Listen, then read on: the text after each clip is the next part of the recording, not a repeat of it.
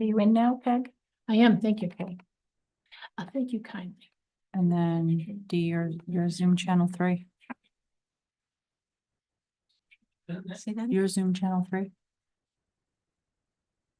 Yes. or are you Town of Berlin? No, No, that's me. We're passing. Okay, making you co-host. I'm the Town of Berlin and Capitals. Okay, Yeah, she didn't get a chance. got it. All right, I just made you co-host. Okay, thank you. So we should be all set. Ready to roll? I'm ready. Ready. All right, welcome to the Berlin Select Board open meeting. Today is Monday, August 18th, 2025. As a reminder, open session public meetings are subject to being recorded. Your image and voice will be ever captured on YouTube. Calling the meeting to order at 6:32. All right, so for the minutes, we will skip over July 21st and August 4th. We'll move into the next one. All righty. General public comment? Nope. And nope. All right, so our first hearing and appointment is consideration of a film permit submitted by Ghost Pig, Inc., 131 Hartwell Ave, Suite 300, Lexington, Mass. Come on up to the front. If you could just introduce yourself so that people here know, and give us a bit of a skinny, and then we'll go from there. My name is Alex Miller. I am an assistant location manager on the upcoming Super Troopers 3 film. Ghost Pig Inc. is our company, production company. We are based out of Lexington. We are following the footsteps of our friends at Apple. I've heard some great stuff about their experience here in Berlin, and we just had to check it out. And we fell in love with a lot of this area, and we found some roads that work really well for some scripted stuff we have. And I believe, do you guys have access to the maps that I made up? So I can walk through kind of what's going on each map here, if that's helpful. If not, let me know what is helpful. But basically, we have 2 dates actually. So the first date is September 4th, and it's just from 6 to 8 p.m. So it's relatively quieter, and on Walnut Street, which is already a pretty quiet private road for I think a few residents in our general footprint. But we were talking with Berlin Farms, who are right down the road, and we have a planned drone shot that goes over Berlin orchards here, and we basically it's our establisher for our town and for where we're supposed to be, and it's actually supposed to be like this rural Vermont town. So this would be our establisher. It would just be one car, and I talked to the chief, and he thinks this would be no problem at all to do. Basically, we call ITC, it's intermittent traffic control, on both ends of our little run. This would probably be an hour tops on the day. We're basically going to be filming in Harvard at the same time, so we're going to shuttle their director and DP here to shoot this sequence, and then we go back to Harvard. So that's a quick little thing. And then later in the month, we have what's called second unit, and this is basically our stunts team, and they would come out to do this little gag at the intersection at Linden and West Street. And this here, we have a car basically going through the intersection, being captured on a security camera footage. It plays into the scene, which I would go into more detail about, but they don't want me to spoil it, so I'll just leave it at that. But it's very basic, nothing happens, it's pretty boring, honestly. It's just to establish a car in town. And then after we capture that segment in the intersection, we actually move down Linden Street, and we will be sort of shooting what they call them plates. It's our stunts team. They basically just capture the sides of the road to later put into the car that we were going to have on our sound stage that will play as if it's driving on the real road. But when they're doing the action, they actually just have the actors pretend that the car is moving. It's not really moving. So there's no danger involved with that. And then after we capture that, and this would be the help with our Berlin PD, would essentially be, we'd ask to have them escort us down Linden Street.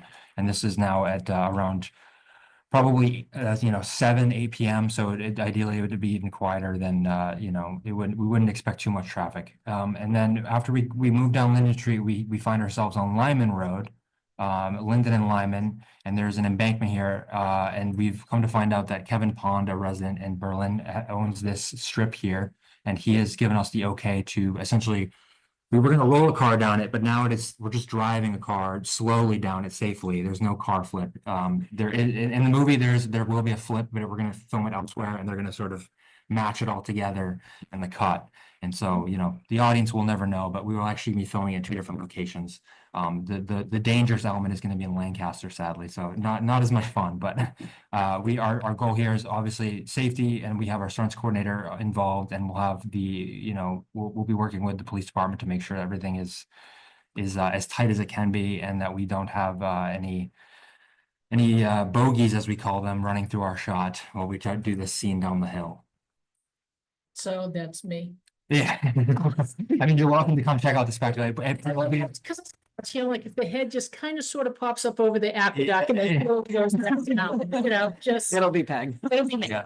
So just fair warning. Okay. And yeah, that's the meat of the work there. So just basically one night and then one sort of two-hour little escapee to do this cool, beautiful white light sunset drone shot on the 4th, and then the long night of stunt work. Well, not necessarily long, it's like more like 4 hours, but you know, people I'm sure at that point will be going to sleep. And thankfully there's not too many houses on. There's like that one house I think on the end of Lyman on Linden. We will talk to them about our work there, obviously, because they will be directly in the middle of our scene. Awesome. Do you have any questions? I don't. Any issues from fire, police, anybody? No, No. highway? I know they're in the back. You guys are good? Okay, I was just gonna add that having gone to school in rural Vermont, Yeah. Super Troopers holds a special place Yeah. in my heart. So, yeah, I just wanted to share that with you. So happy to have you here. Awesome, thank you. all right. Is there a motion? Motion to approve. I will second it. I think we've had lots of discussion. All those in favor? Aye. Aye. Easy peasy. And just what, again? Yeah. And I do wonder if maybe we can just notify on Facebook or whatever that Yep. nothing crazy is going on, that If we can put up the maps, I think that would be kind of nice as well. And we do our proper like flyering ahead of time, so anybody in our vicinity will receive a flyer basically saying what's happening, so that they Okay. know, you know, nothing Yeah. crazy is going on. I just don't want to see Berlin neighbors connect. Take off with, oh my God, yeah. Yeah, Is it okay if we post that there is at least a Same film thing. crew filming on that street? totally Oh, fine, yeah. yeah. I was just gonna say, if you beat Yeah. me to it, if you wanna, if there's any certain language we should use, or just, we'll be very general, but Yeah, I Or can, just to let even folks know. flyer. yeah, I can share that with Dee, and Put then, your flyer out then for the dis- dates, just distribute so that it. when people see police cars or whatever, Yep. they don't assume there's some tragedy going on. Yeah, that it's yeah, Just filming. yeah, fair enough, yeah. Awesome. Awesome. Well, thank you for picking Berlin. We appreciate it. Of course, thank you guys. Have a great night. Too. All right, so Mr. Fred is still not back yet, so we will skip over him. So next up is Rec Committee to talk about South Commons AED installation. So I'm assuming you're Patrick? Yes, ma'am. Come on down. Chief Fire Mike or Kevin, if you want to come on down. Uh-oh. I'll be right back. Okay, it's just me up here. Well, Kevin, will you be available for questions or do you have to go too? No, Okay. He should be right back up. We got enough people downstairs. All right, so if you want to introduce yourself and then Kevin, I'll have yourself introduce you for those who don't know you, which I don't understand why anyone would know you, but you know. And then we'll just go from there. I'm Patrick Higgins. And you're here for, I am here to hopefully gain approval from the board to install some AEDs at the South Commons, specifically next to the baseball field and at the soccer location. And hopeful to provide life-saving equipment if needed. so you have no presentation or material for us to look at. I don't have a presentation or material for you to look at now. So you've spoken with Fire Mike? Yes, sir. Yes, ma'am. Yeah. Oh, no, ma'am. Peg. Yes, Peg. And Felicia, if you want to come up too, but you don't have to. Well, I mean, I can. Okay, grab a chair. I'll sit. So Kevin, what concerns, costs, maintenance, power, he's So taking care of it? under a grant last year, we obtained all the AEDs that we used to replace all the town vehicles, the building here, 2 at the school. And we also obtained 2 for South Commons. We also, under the same grant we obtained 24-hour inside outs, or they're meant for outside, they're temperature controlled AED boxes. So at the we were at the point where we had the boxes, we had the AEDs, and we were picking spots at South Commons to put them up. And one of the spots that I had thought of was the chicken coop, which has since been demolished. So that, Oh, the brown barn? Yeah. or yeah, chicken coop, whatever you want to call it. So then we talked to Pat, and they had said that Recreation was going to be buying AEDs. So we're like, hold on, like time out, don't buy those, because we already have the AEDs. So then we got into communication about, we have the AEDs, we have the boxes. We at this point just need to pay to install them. They do need to be wired by a licensed electrician, as it's a wired system. It's not like a plug and play, as I was hoping.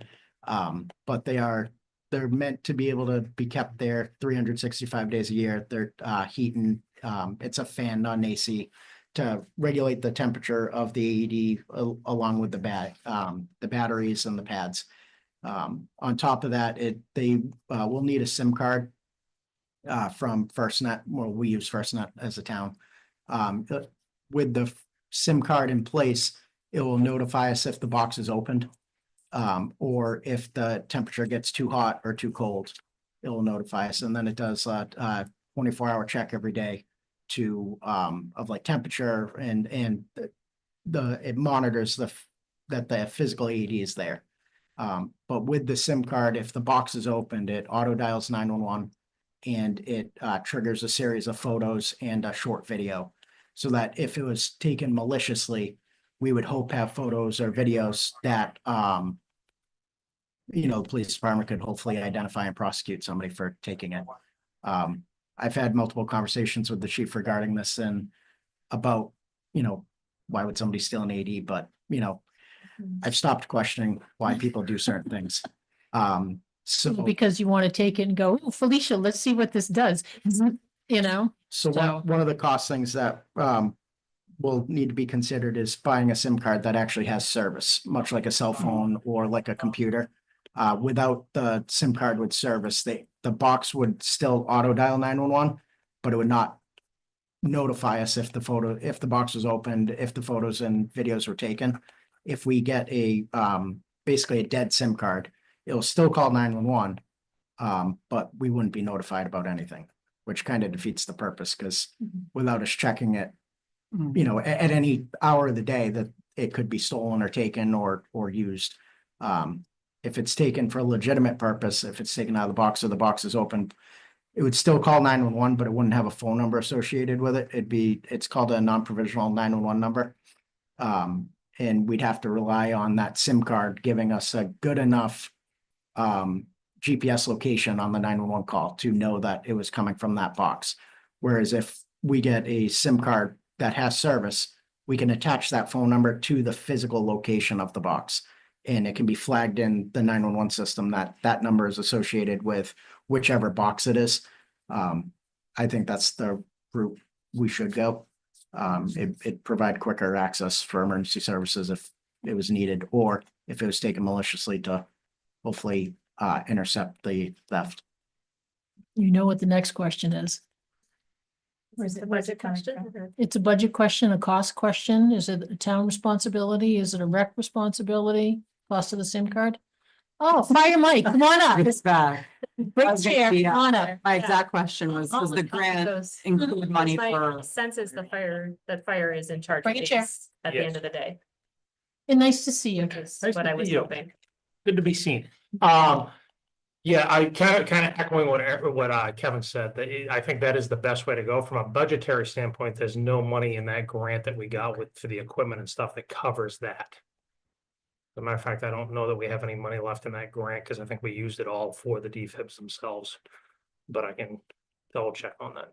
So is that like the cost of a cell phone? Yeah, it's, I think if I'm not mistaken, I think the basic plan on that is about $30 a month for each line, I believe. I've reached out to try to get an answer on that and stuff, and I reached out this afternoon, but I haven't heard anything back yet. Did you reach out to FirstNet, or who'd you reach out to? A rep that I have through FirstNet. Okay. And the wiring? Yeah, so the wiring, we have reached out to electrician and he has looked at the site, he has reviewed it and also provided a cost for the installation of both the soccer field at the soccer shed Okay. and the second one that we would like to put at the baseball field. That one's actually going to be placed on the DPW shed that's right across the street because it already has power that's been supplied there. And for- We also figured that that would Yeah. probably be a nice concession to as the DPW would have access for an emergency in that situation as well. So since we have the highway guy here, this is all perfect timing. Are you good with this? Do you have any concerns? Not at all? And that location, it could potentially be changed if we ever actually do like an announcer's box or something like closer to the baseball field. I feel like people will be able to see it. I think if it goes there, I mean, me being the rec person, I'd like to put some type of signage like AED behind you or AED on shed behind, like, it's just so people know that there is one there. Is there any training needed for those, formal training, or is it pretty self-explanatory? One goes here, charge, go away? It's pretty self-explanatory. Yeah, as you open it, it actually walks you through, tells you where to put the pads and stuff. But at the same time with the CPR classes that we do, the AED is a component of that to be taught for the CPR classes and stuff. Kevin, you had mentioned that it will, if we get the SIM card, where it will take a picture and things like that, or rec, are there any plans for you to put up signs to say, obviously something much nicer than what I plan on saying, but this is not a toy, don't Yeah, take I'm it sure it's because not we're a gonna toy and stuff capture your like that. face and come get you. Yeah. Okay. Happy to do so. I have a couple questions. Mhm. Is the cost under 10,000 for the wiring? Absolutely. Oh, Okay. way Well lower. under. Just have to make sure from procurement Fair. standpoint. Yep, absolutely. In order for someone to do work on town-owned property, they need a copy of their license and their insurance, and they have to That be able to would pull a actually- permit with Okay. the town. Okay. Which means they have to be in good standing. We do have some contractors who have outstanding permits. Those would have to be closed out Okay. before, if there's anything open for whoever you're choosing, before they can do the work. So Understood. just make sure you send those to me, before anyone does the work, please. Excellent. Thank Yep. you. How are Time. we funding the other AEDs that you've? The AEDs, the other AEDs that are in circulation, if you will, that are in use, we're funding that through our EMS budget of replacing the pads, which we'll do the same thing with these once they're put into service and stuff. Kevin actually has a spreadsheet of when they expire and stuff and when they need to be checked. We'll go down, we'll monitor them. If they get used, we'll go actually take the unit out of service and do some maintenance on it, download the event. It becomes part of our patient record for that individual. And then the unit will go back in service if you want to speak to that. Yeah, so They don't have the cell service or they do? the AEDs physically do not. The AEDs so are. the SIM card, self-contained. the- The SIM the cards ones will that be you for the have. box. Yeah. Okay, so that's for the box. Yep. So the other ones that you've installed don't have those or don't need those because of their locations? Yep. Okay. So the current boxes we have are one here at the municipal building and two down at the school. Actually, the one here does not, but the two down at the school have local alarms. So if you pull the box open, one at the school has a beacon on top that activates and it has like a little siren on it. And then the one upstairs, the new one at the school has just the siren. Those are just where they're inside and there's staff in and out, all the time. They're gonna notice, and the school nurse and the principal know, like, they're gonna notice if the AED is gone. We're not really worried about anything inside it, same thing with here. We're in and out of the lobby all the time. We're gonna notice if the AED is gone. As well as this building and the school have security footage, so you're not tucking it into a jacket pocket to walk away So with it's it. really those So it's- locations that Yeah. are dictating. Where those are outside and literally anybody has access to it at, any time of the day. The box was necessary to have the monitoring, but also the photos and the video. And the auto dial to 911 is probably the biggest thing. Mhm. Hopefully, in the event that something happens down there, somebody would be able to call 911. But this at least will guarantee that if that box is open, that 911 will be activated. And at least we'll get a general GPS location. It's just like any cell phone. It all depends on the signal that the box is transmitting to 911 as to how good of a location. But having an active SIM card with service will allow us to flag that specific, because it will be assigned a cell phone number, just like, or a phone number, just like a cell My phone. husband works for AT&T for FirstNet, so, Oh, well, even better. yeah. That's why I'm asking, yeah, those questions. Timing? We are pretty much ready to go as soon as we get approval. After we Yes. provide, Provide- exactly, and pull the permit, yes. Perfect, perfect. What's the cost of like batteries in the pads? I mean, do you swap them out every 6 months? Is it all depends upon use in the winter time when it's negative 4,000? Yes. Yes, yes, and yes. Okay. Yeah, it's one of those things, if you use it, it's one of the things that we check on is the battery, because that'll affect the battery life on it. Usually with them sitting in the boxes where they are in climate control, they'll last a couple of years before we have to worry about the batteries deteriorating to be replaced. The pads are about every 1 to 2 years. 2 years roughly. And again, if they get used, obviously we replace those. You know the cost of those off the top of your head.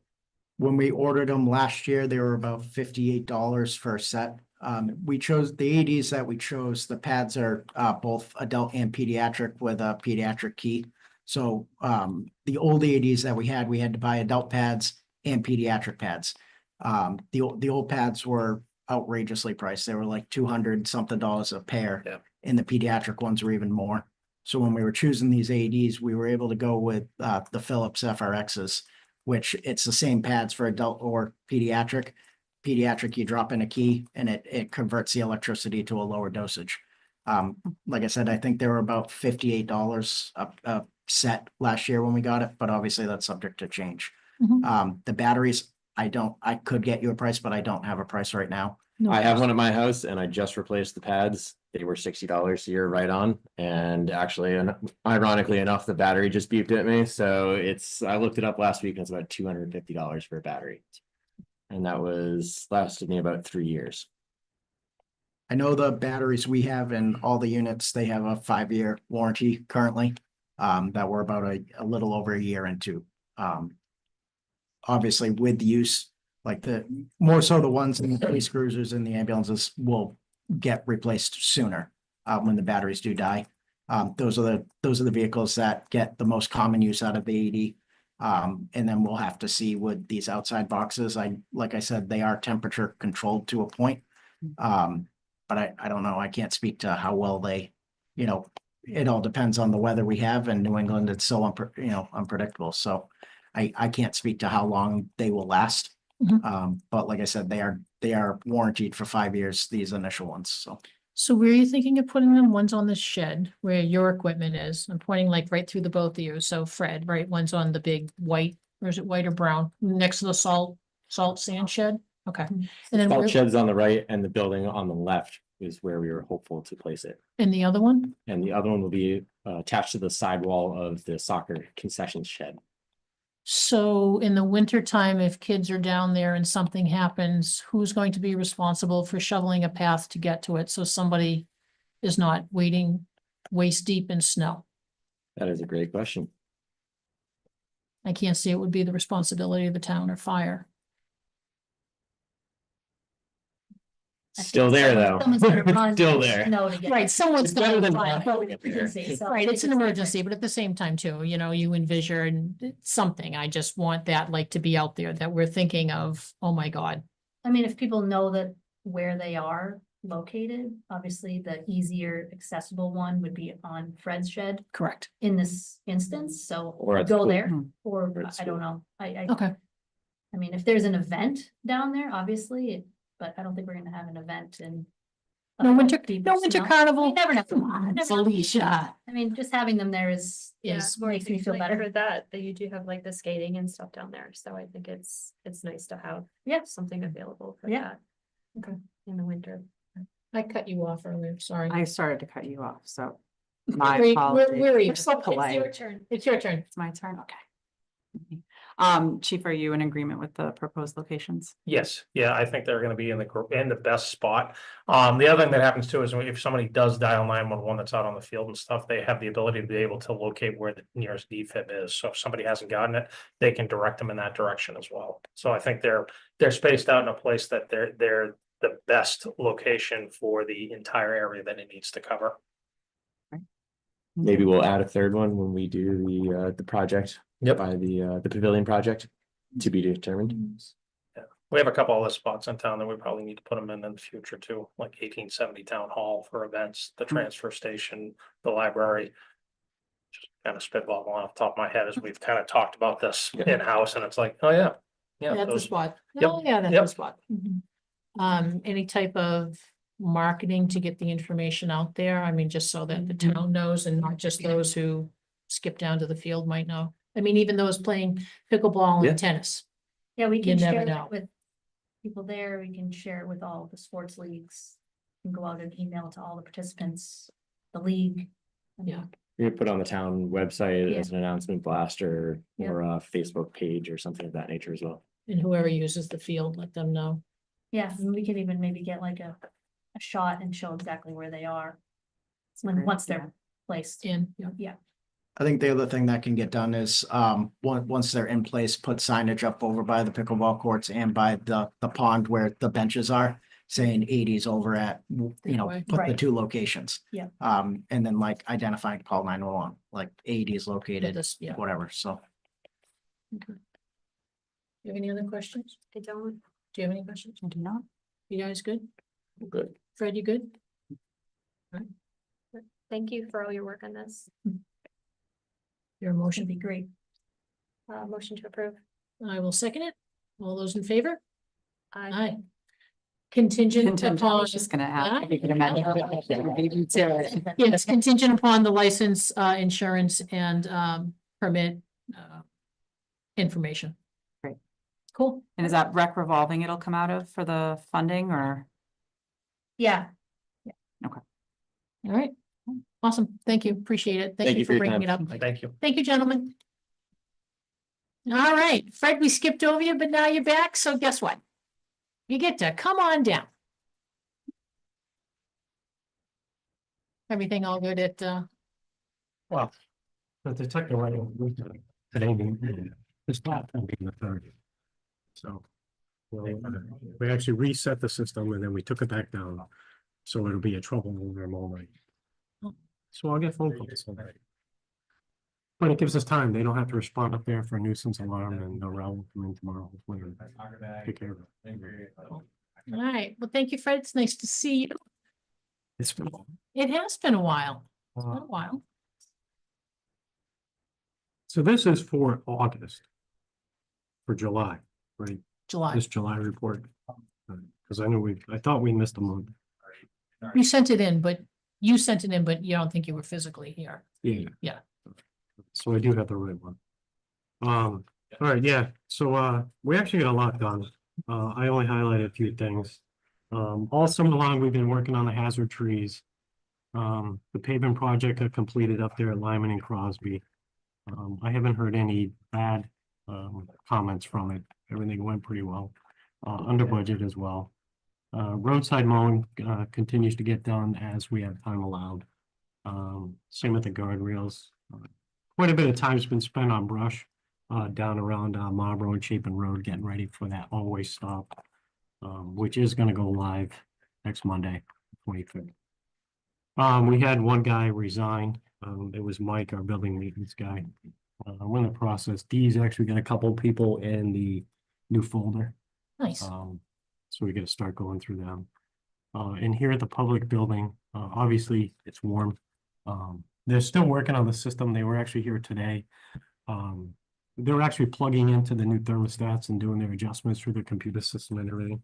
I don't know how long it'll take on this half, but they're doing this half now. The electricians are actually over on the police and fire side running wires over there now. So they're going to get to experience what's going on here. And Fred, I just got an update on that, just so you know, because everything has to be done by August 29th to be in accordance with the grant, so we can apply for the next round of green communities, and they have assured us that it will be done and invoiced out by the 29th. So I've asked repeatedly in emails and Nothing like wait until the 11th hour there. I know, but Yeah. so Well, it took them forever to come in. it right? sure did. And the same usual stuff we've done at the transfer station. We're down there, we're actually trying to price out the lots to the project. For down there. But I can just read off our summary. So throughout the month, we took 5 full days. We removed hazard trees along with trimming the brushes needed. The Chapter 90 project was done. Potholes are still ongoing. Taylor Road is a nightmare in areas. and we get down there when we can. And obviously Mike had resigned. The Salisbury Bridge, I haven't heard anything about, other than that we did get that small bridge grant. I expect we hear sometime in September, I think so. I think, for the, MassWorks grant. So for the decommissioning of the well, that was actually supposed to be done as part of the 2019 sanitary survey. We had 5 gigs at that time. And the guy that was seated only did 1. We didn't know of any of the others. So now we're playing catch up. Whitewater has actually come through and did a lot of work on their end, the paperwork that was supposed to be submitted. The backflow preventers that were being tested, but the company we were using weren't reporting it. So that put us with a deficiency. We've since changed and gone with New England backflow in New Hampshire. They're due to come in, I think it's this Friday for the second one of their term. So we're catching up compliant wise, but to decommission the well, Sontag Pump is taking it on. He's hoping that they can do it right through the scuttle out front. And what they got to do is drop a material down and basically seal the well because it's not being used. It was abandoned back in 2020.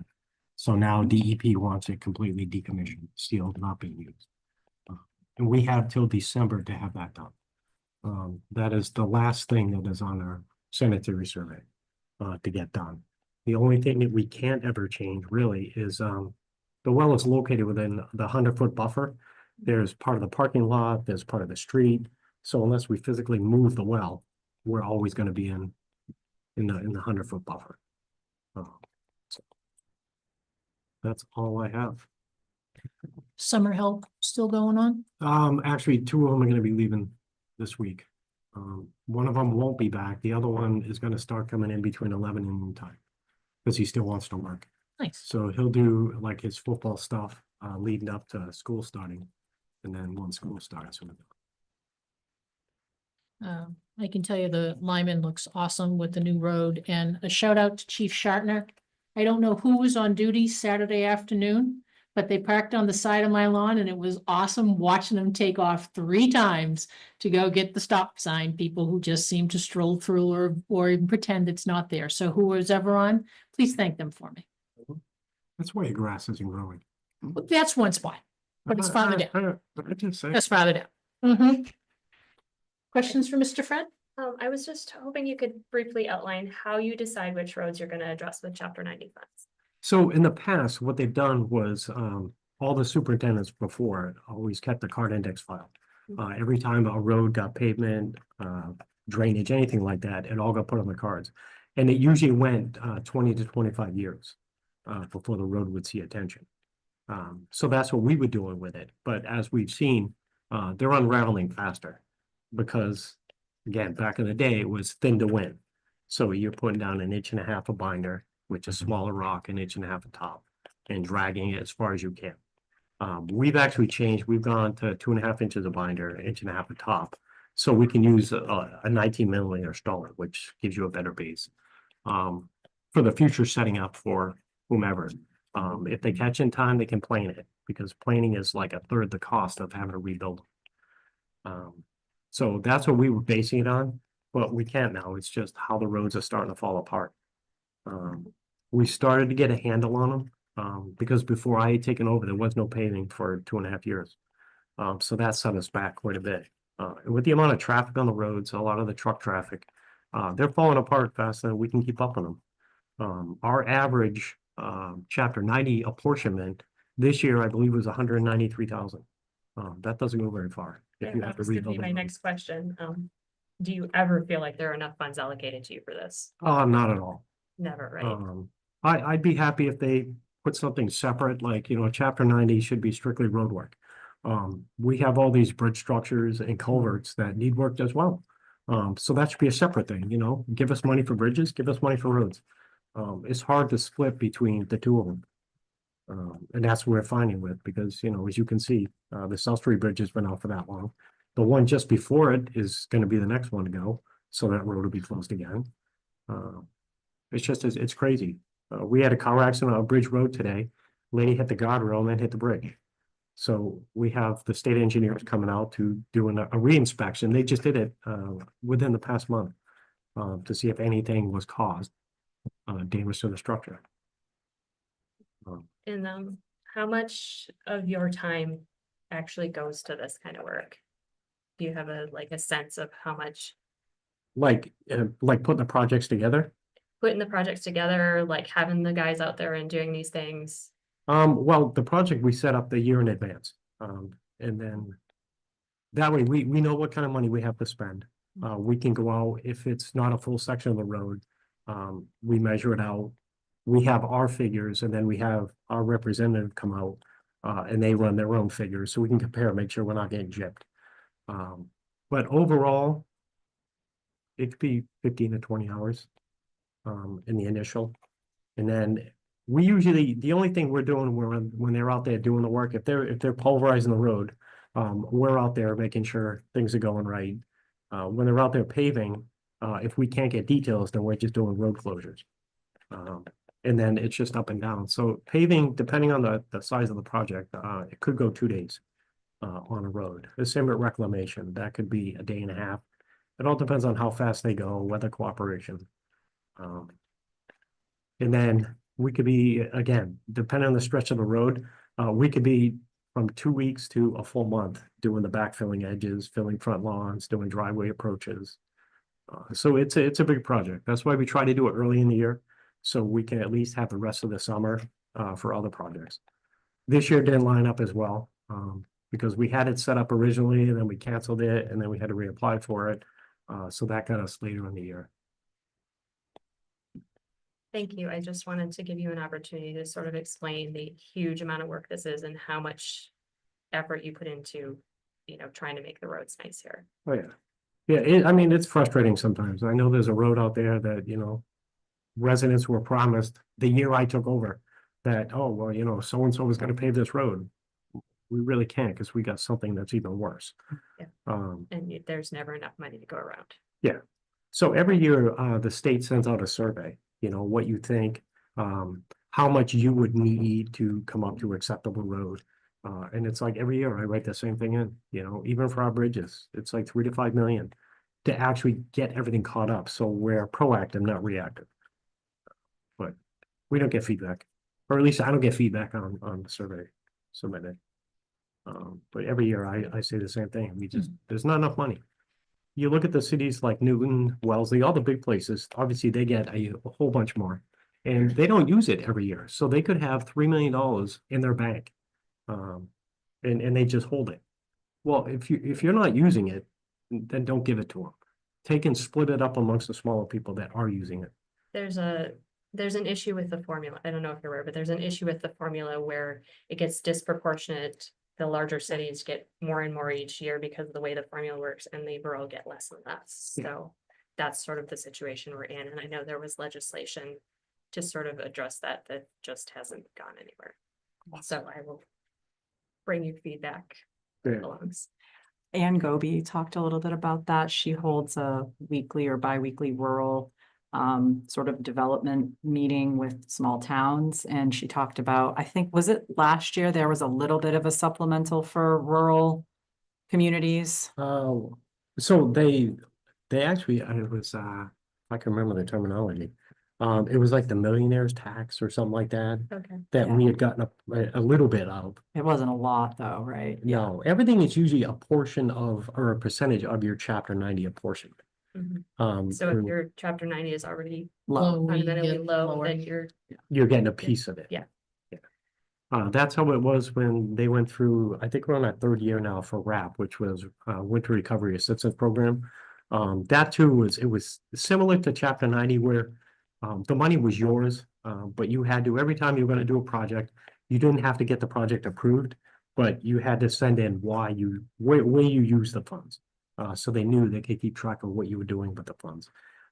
It came down to, you were supposed to use it by a certain time, and there was so many scheduling conflicts that the state's like, you know what, we're gonna give you your money, and then we still want you to tell us where you're doing with the money. So we do, and we still have a little bit of that left. Last year, we did some crack sealing with it.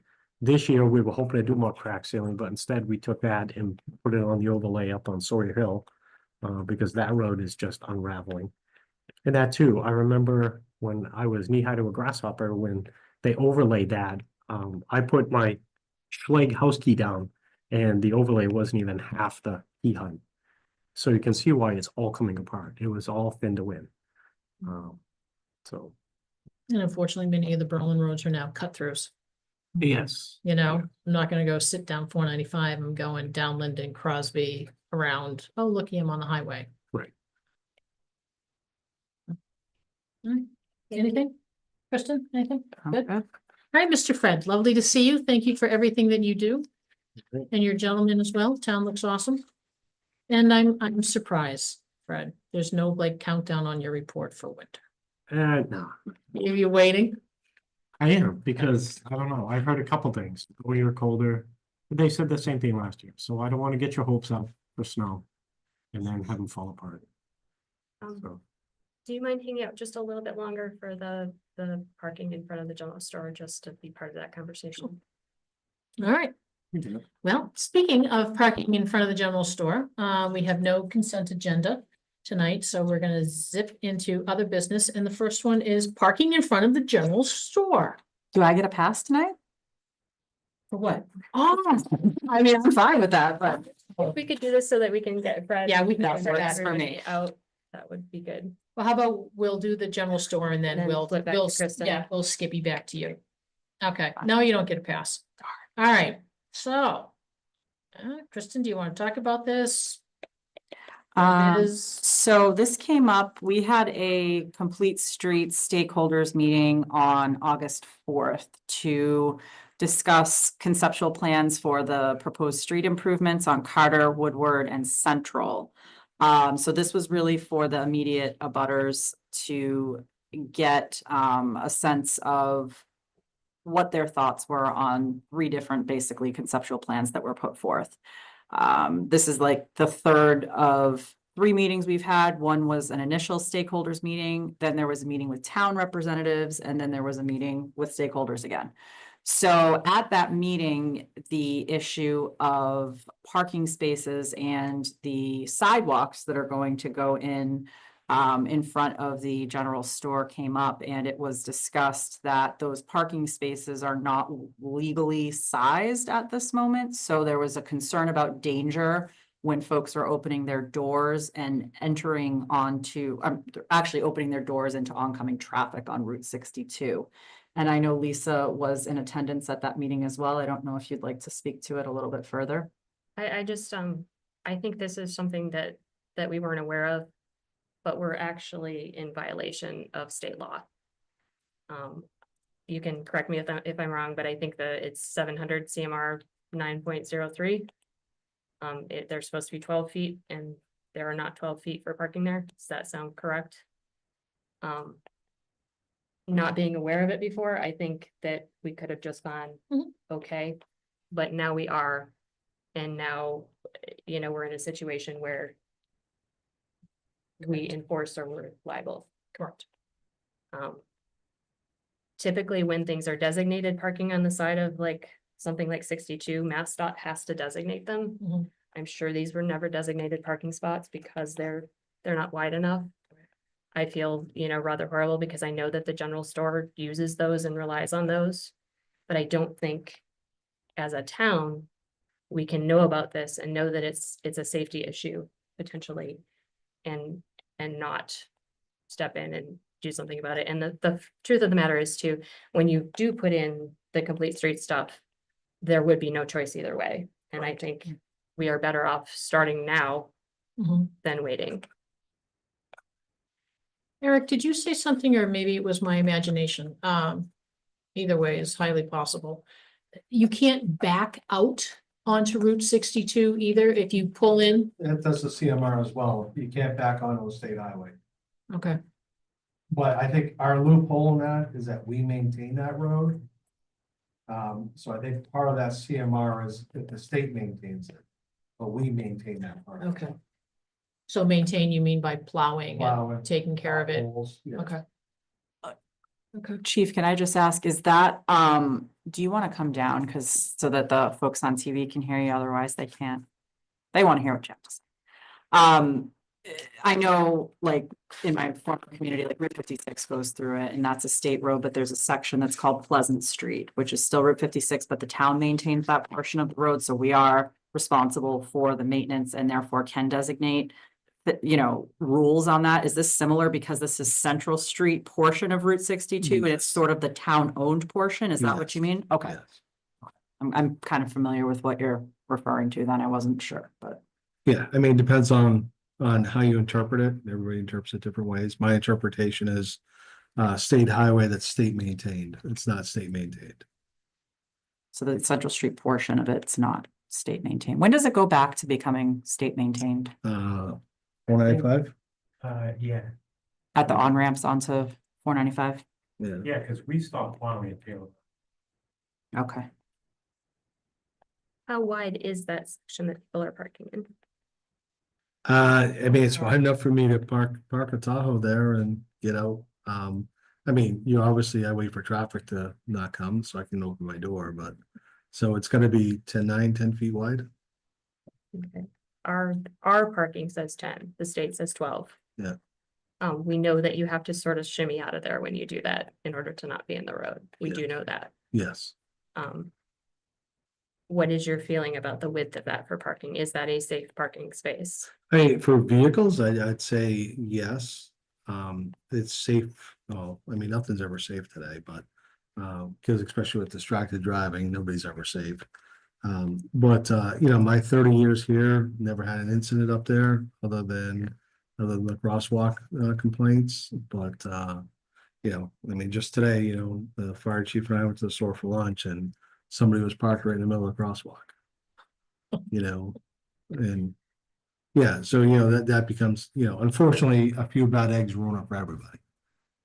So you see that and you're like, this is exactly why we get a ban parking.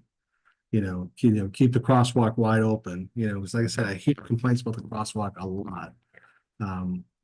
But if you can't see people for the first 8 feet of the crosswalk, because the crosswalk goes to one end, they're gonna walk 8 feet in front of a vehicle and they think it's theirs and it's really not.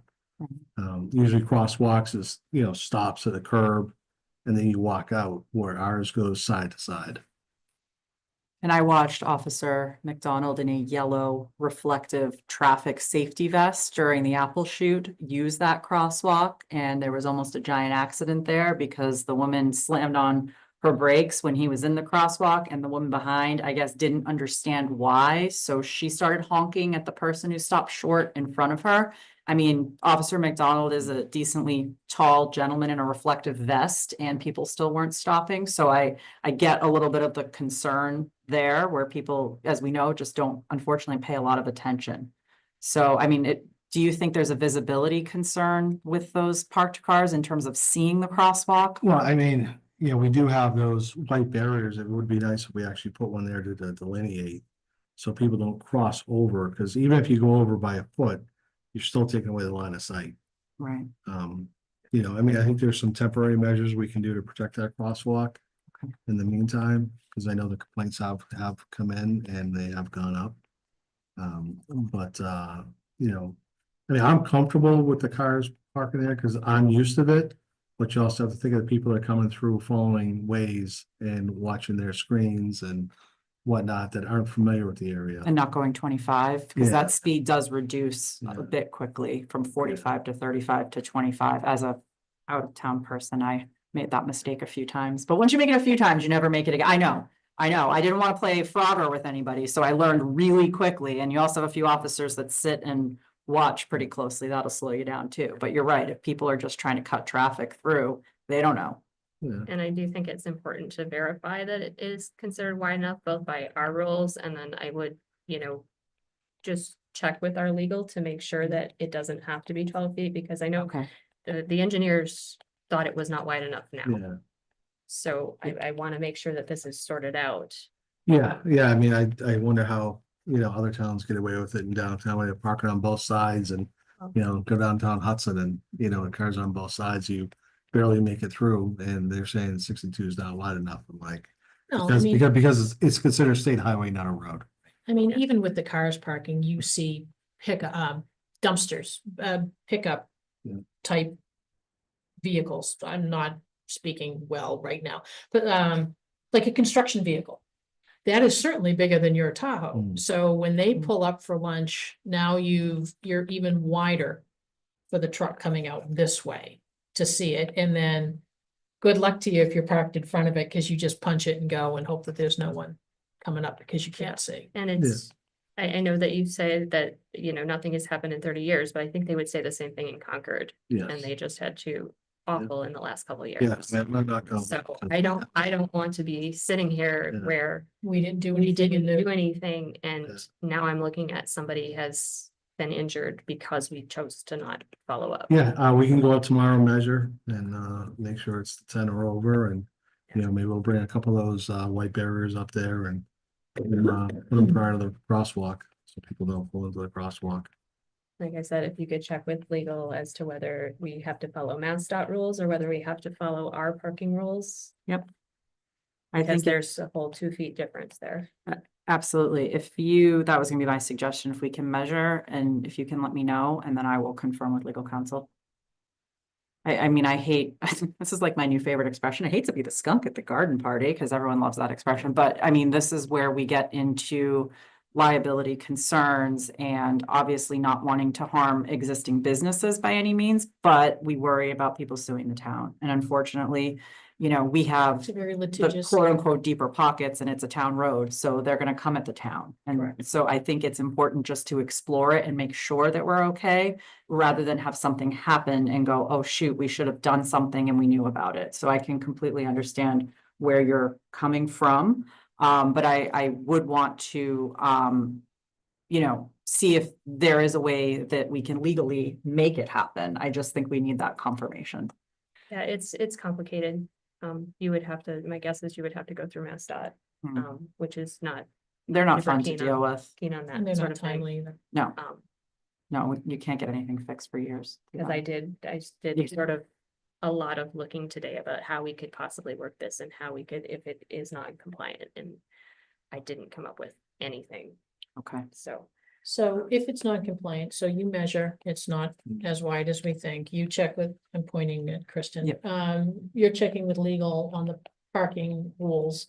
In the event it's too small to do anything, what are next steps in terms of communication, blocking that? Is police now gonna be responsible for Probably what, parking if Probably- somebody well, tries to ticket? probably what happens is you talk to MassDOT and you have Fred put in X's and we put up signage is Which- probably the next step. Which don't mean anything. They Which- don't, but it's, I mean, Correct. most people, there's at least a guilt if you're gonna go park in a place that's got big X's that says no parking.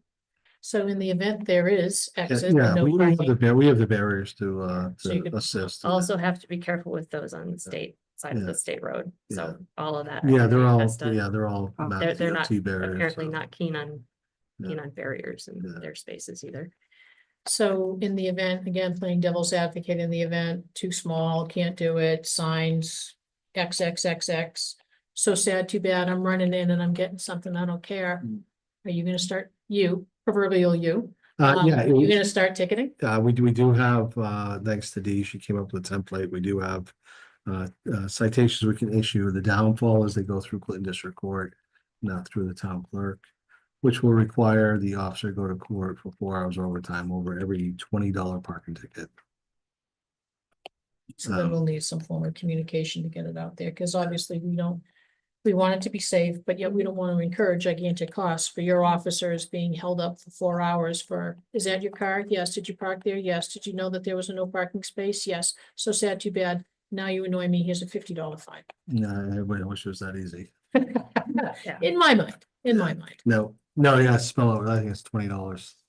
$20 for first offense. Let's find our facts first and then Okay. do next steps Right. if needed. Yeah, That's what I was gonna suggest. Come back on the 8th. With some more information. The September 8th is the next select board meeting. Do some research between now and then. We did receive feedback from the general store, who's obviously clearly impacted, or most impacted by this. So I did share that with the select board members. Hopefully you received it. It's also in the file tonight. So I think that's obviously important to take into consideration as well. It is, but as Lisa said, it's one of those, we didn't know. Berlin has always been Berlin. You can park wherever you want. It's not a big deal, but now unfortunately, there's more traffic, there's more people, there's more concerns. This has now come to our attention. We cannot blind eye, Unfortunately. unfortunately. And no. we can talk about ways to assist to if Yes. that's the case. We can talk about, there's plenty of Mhm. signs that say there are plenty of parking over on Carter Street or, in other areas. Yeah, I mean, once the sidewalks are in, then it's gonna be. It's a moot. no-brainer. This is, the sidewalks will I absolutely. mean, if, be yeah, taken. sidewalks should take up 6 feet, but if that is 10 feet, it's only gonna be a 4-foot lane. Yep. So it's either now or later. Okay, I'd rather do now, preventative maintenance now. Okay, Chief, quick question on the 23D versus being able to issue tickets through a ticket book. Is that a town meeting approval that would be required? For us, Mhm. I don't think parking is included in that. I'm just wondering, like, to get a parking tickets, because I know you have to have a parking tickets hearing officer and You mean for us to hold it in-house? yes, and not have it go to Yeah. Clinton District Yeah, Court. yeah, I mean, we'd have to change the So bylaws. it's a whole town meeting Yeah. bylaw process. Okay. I'd be interested in knowing a little bit more about how some other like towns, is Bolton issuing tickets? I mean, are other small communities around here doing it? I don't know, Okay. I'll have to ask them. Because I'd hate to just be boxed in situations. I know Scott's brought this up before where we've had issues, but we can't issue the tickets because as you said, it's more expensive to send an officer to court on overtime for 4 hours.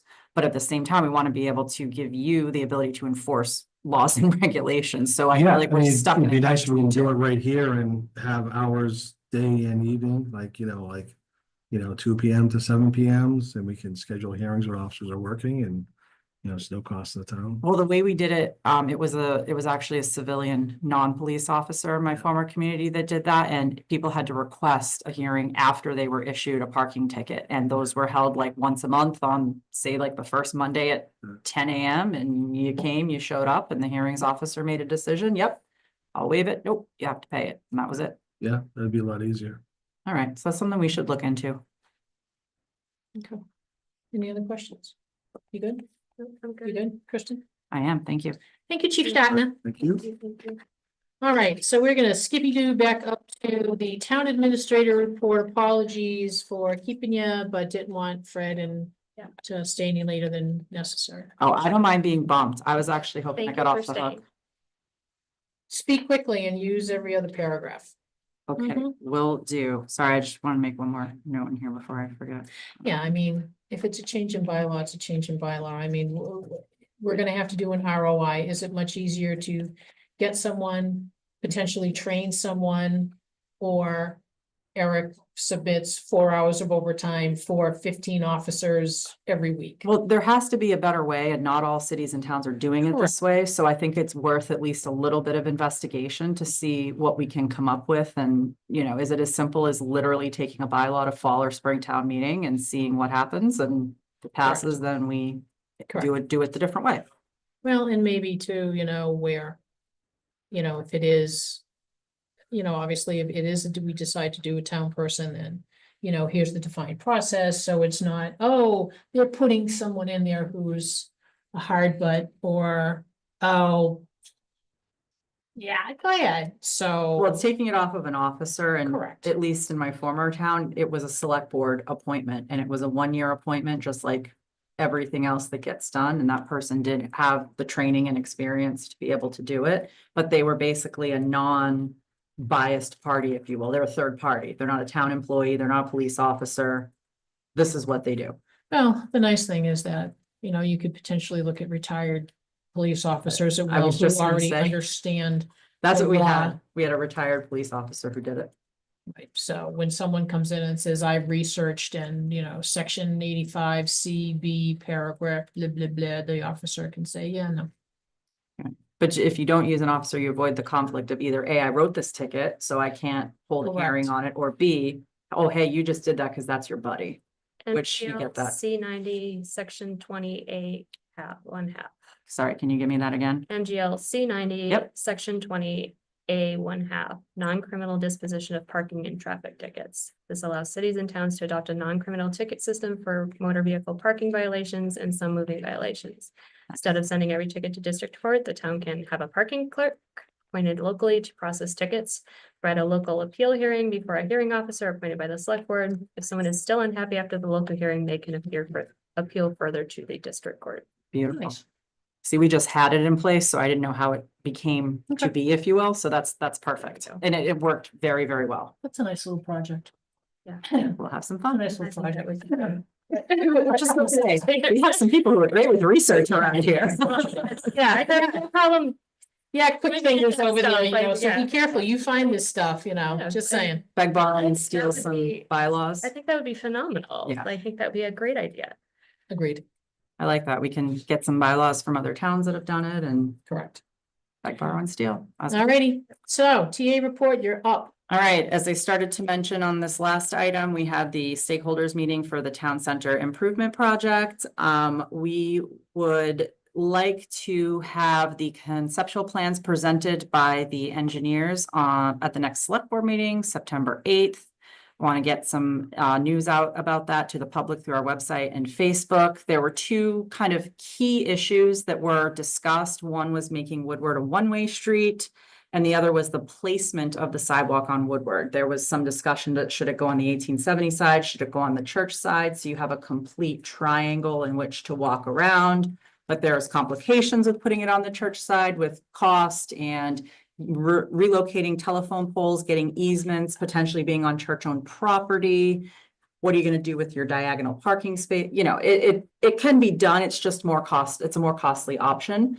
But again, as was pointed out to me by one of the abutters, we also want to look at quality of life as well in the downtown and not just cost. So I think it's a worthy discussion to have before the select board because there has been a town center, a lot of work done by the planning board on Route 62 corridor and town center through our master plan update. So I think it's a good discussion to have and see if we can get folks relatively on the same page. And the engineers would be here virtually, just so you know. I can, you have those maps. Yes. Those maps are really helpful. We'll have the conceptual plans. I will make sure that we print out hard copies of those because I think it's really, I mean, we can put them up online too, but it's helpful to have them in person. Conceptual plans. All right. 1870 Town Hall has a lot going on. So I took an opportunity last week to map out all of the projects. I met with Austin Designs and Howard Stein Hudson, who are involved in multiple ways in everything going on that touches 1870 Town Hall. So starting with the Complete Streets grant that we just talked about, that is where we need to look at a title exam to confirm property lines.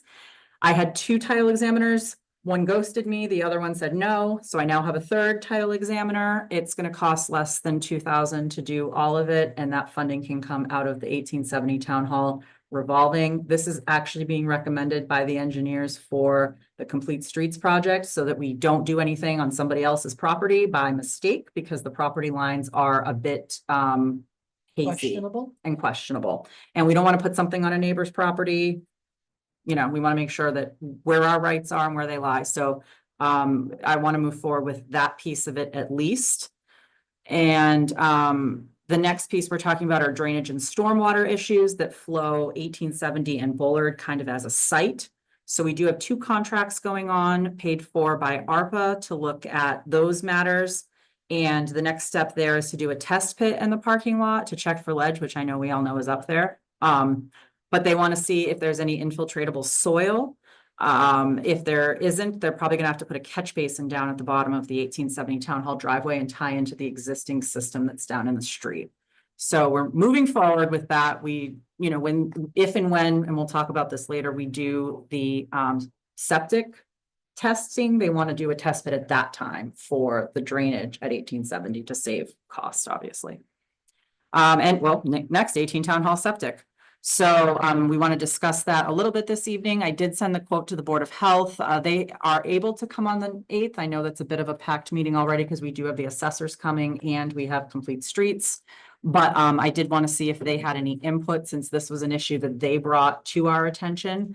The biggest issue with the septic is there are 3 interconnected properties, the church, the 1870 Town Hall, and the neighbor up the hill.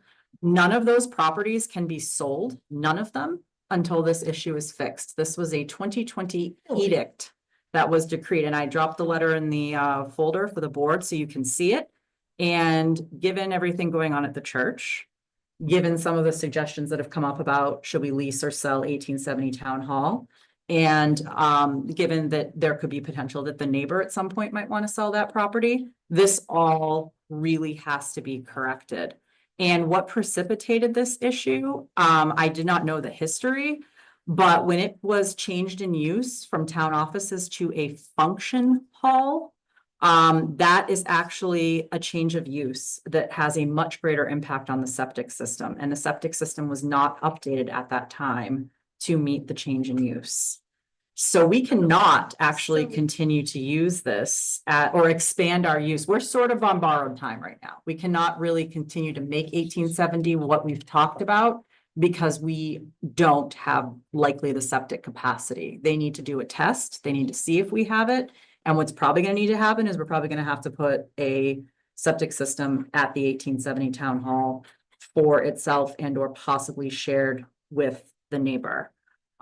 Just for curiosity's point sake, there are 2 leach pits on the church property. One is apparently over by the kitchen in the church, and that one the church goes into. The other one, 1870 and the neighbor go into. The problem is the pipe that runs under Woodward is made of something called, they believe, orange. I'm going to say it wrong. It's not orange board. They described it to me as what happens when you get a paper towel holder for wet and it starts to deteriorate over the years and it crumbles. It was something from the 1960s. They think that pipe is likely deteriorated and would need to be replaced. I know. So the problem is you don't want to do a whole downtown renovation and put in lovely sidewalks and streets and have to tear everything back up. So this has been brought forward by the Board of Health, but it's actually become kind of the linchpin to the entire downtown project. So I just kind of wanted to give you a preview of that tonight. We do have a recommendation from the consultant, and since we're talking about, I'll just say it now, and you can pass over this item if you'd like.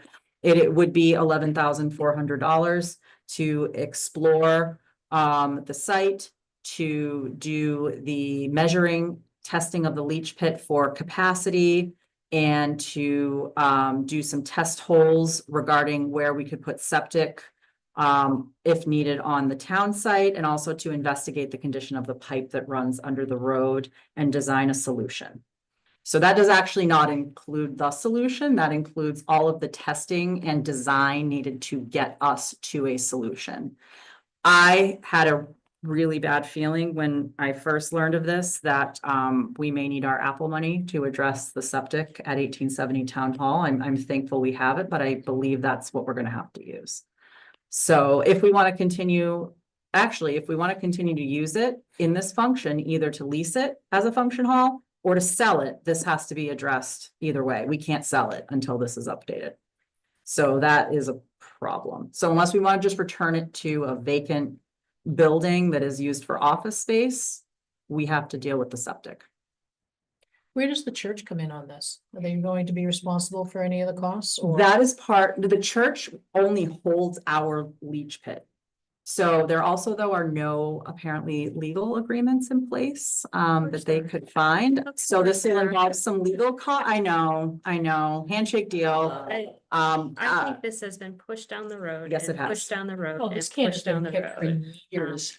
I was told this when I first started by a couple of people, but unfortunately there were 972 other things on fire at that time. Well, this has now risen to the top, given everything we're trying to do. No good deed goes unpunished. Getting $500,000 to fix the downtown has brought a number of issues in the downtown for the surface, and this is one of them that we just can't wait anymore. Well, we started this when Margaret, I think you Yes. were around. That's 2020, and I heard about it well Right. before that. I mean, because there was the gentleman who helped out with the library, Ethan something. Yeah. Who gave us like all assistance with that, was going to help with this, but yeah, same thing. I had gone to the Board of Health, had spoken with Bill Brookings, and he was just like pulling out sheet after sheet, and then there was, oh, exactly, this was an agreement 500 years ago, you can't, so at that point, Margaret went, Which I get, totally. yeah, yeah, because well, there were 101 other things to Correct. address at that point. Absolutely, but when this was turned into expanding the use pre-COVID, also apparently there was a renovation of a bathroom that was not run through the Board of Health where? in 1870. No. That would have triggered this at that time too, but apparently they weren't notified. I don't know, I wasn't here, but you know, not to totally abdicate responsibility, but this is what I'm learning. So what happened is Howard Stein Hudson, who's doing the design of the downtown, went up to Neshoba Board of Health and pulled Mhm. 4 files about this thick on 1870 septic and went through it all and came up with the history, the concerns about property lines, lack of, ownership, who owns what, who has the legal right to be where. Mhm. From what I understand, we were allowed to put the leach pit on the church's property in exchange for plowing their driveway. That's a really horrible agreement, and it's not in writing.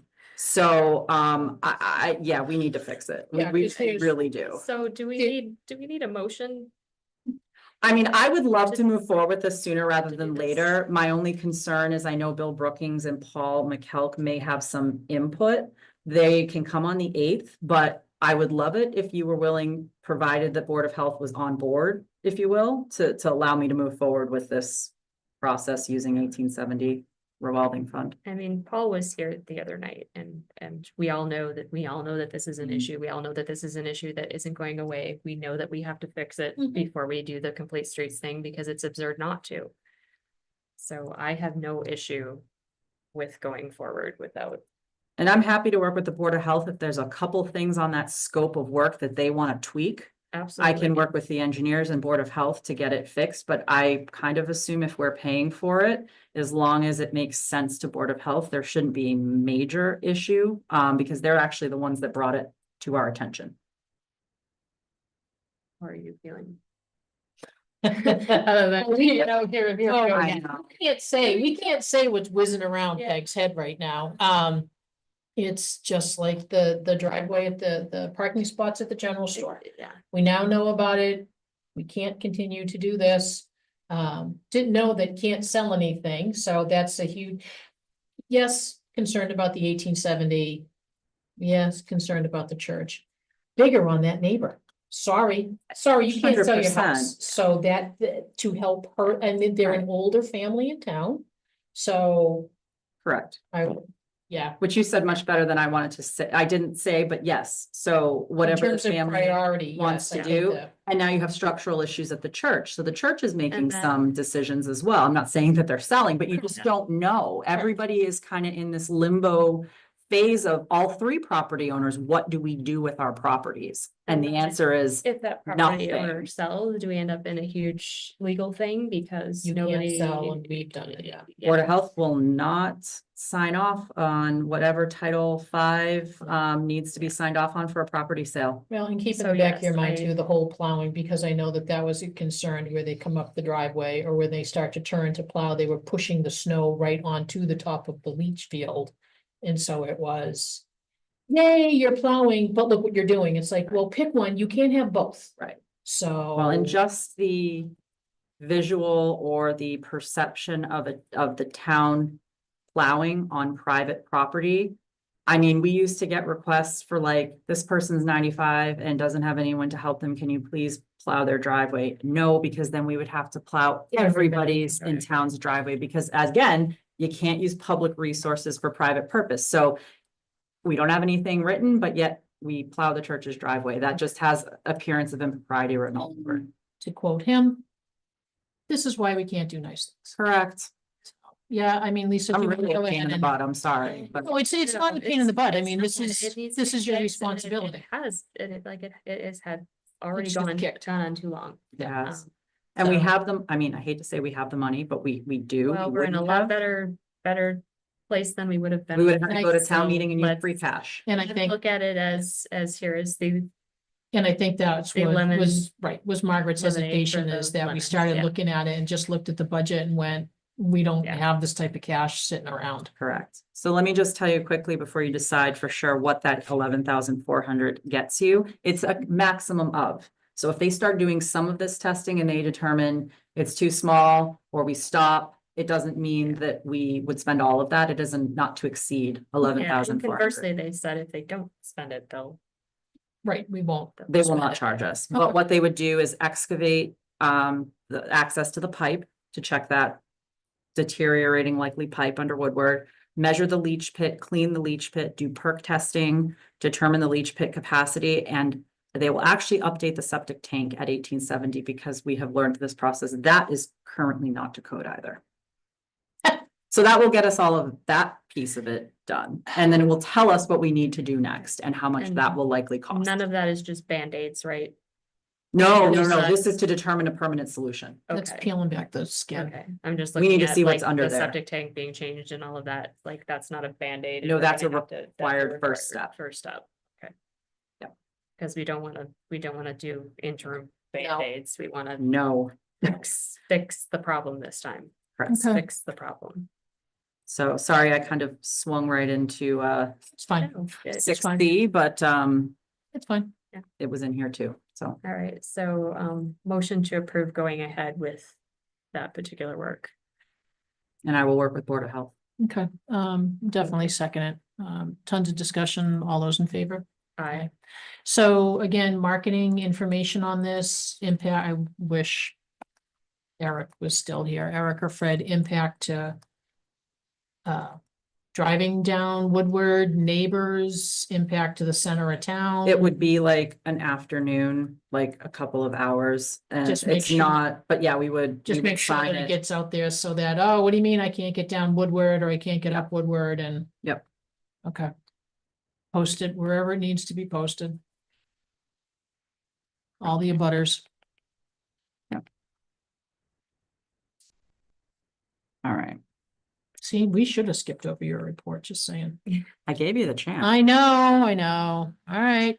Uh, Stairs, the stairs. But one. piece Oh, the before driveway. Stairs, so we, again, this all also started with, we got money to pave the driveway. Well, there's a drainage issue on the site, so again, trying to think long-term and not Band-Aid, you're not gonna pave the driveway and put in a handicap parking area when you have water running down that hill toward the Bullard House. So, but we do have that money allocated. It is in an article. It does not have a sunset date. So Okay. once we fix all of this, we can pave the driveway and put in that parking area. Better news on the 1870 Town Hall front stairs. We did get the CPA grant, as you know, that was approved at town meeting. Austin Designs, I had a conversation with them last week. They're gonna be sending me an updated scope.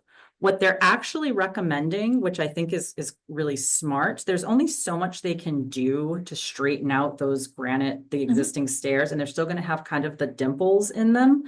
But they might be able to add a slab at the top and the bottom and shorten the height, but the distance between the stairs, because that's hard for Mhm. people, but we have to see if historically that's allowed, number one. Number two, when you're facing the stairs at the front of the building, there is a staircase to the Mhm. right that is actually on the neighbor's property. Mhm. So that needs to be taken down. And instead, they're recommending we put one on the left with a little short sidewalk that comes off the driveway. Because there are people that may have some shakiness on those granite stairs, but could very much more comfortably access a commercial staircase to get in the front, because their other option then is to walk all the way up that driveway to go to the back door. So that's what they're recommending. They're gonna put the proposal together and it is CPA funded. And obviously, once we have concept plans, they will come before the select board because this is your grant. So that is where we're at with that. And then the last piece, because we just seem to be all about 1870 these days, we did allocate some ARPA funding for interior work at the town Mhm. hall, which was painting, staircase, carpeting, and other minor work. I did have quotes, but not any signed contracts, as the 1870 committee did disband.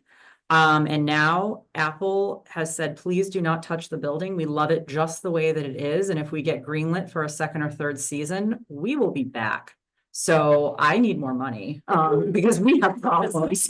So I would really recommend we don't touch it right now, but we do have that. So everybody go watch, what's this show? It won't be up for a year Okay, and They're calling it Flashlight still. So we don't have a final, I don't think, title Yeah. yet. It's like a working Let's- title. yes. let's But get those. We will ratings let up. you know. We would like to have Let's a get those ratings up. showing at 1870, but it sounds like we might need to get porta potties. So we'll figure that out.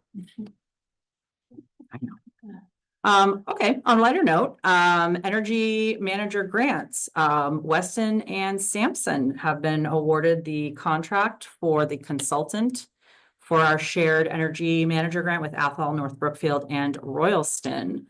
If you recall, this is through the inaugural Mass Save Municipal Energy Manager Grant Program. They will be working with our fellow, Omid, who is looking at energy efficiency, in particular building decarbonization projects, and looking at turning the town hopefully into a climate leader community, since we've already met our green community goals. Tim is very, very excited about this. Weston and Sampson are the real deal. He was They're a very, great very company. excited that they hired Weston and Yeah, Sampson. they're not cheap, but they're like the gold standard. So, you know, you get what you pay for sometimes. And if you're really trying to do things the right way, I mean, I put them up there with like VHB. So that I've had very good experience with them in the past, and Tie and Bond. Demolition of these buildings over at Fire and Rescue. So we had a contractor who went in finally after, again, I was ghosted by a few. And while they were in there, the fire chief was kind enough to send me photos of some items that still remained in the building.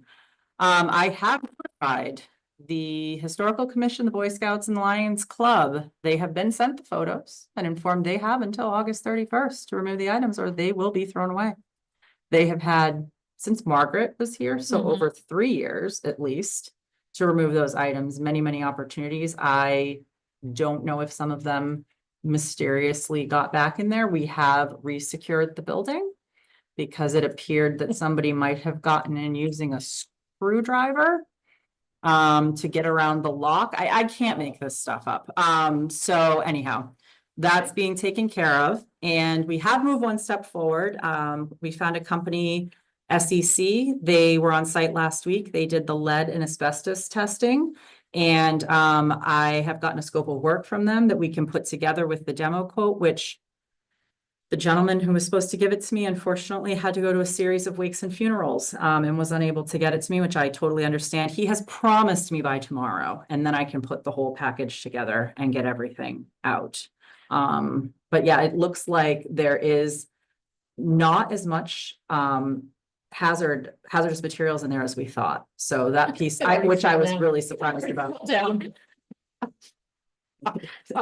May have. Hey, this is good news. Yeah. This is actually good news. So here's a question, and I'm I'm positive your answer is no. If these three entities say, throw it out, don't care, unfortunately, it's gonna fall on Fred, who we just heard from is stretched beyond that. So you're shaking your head. So no, that's Fred, not Fred, or do we say that's fine?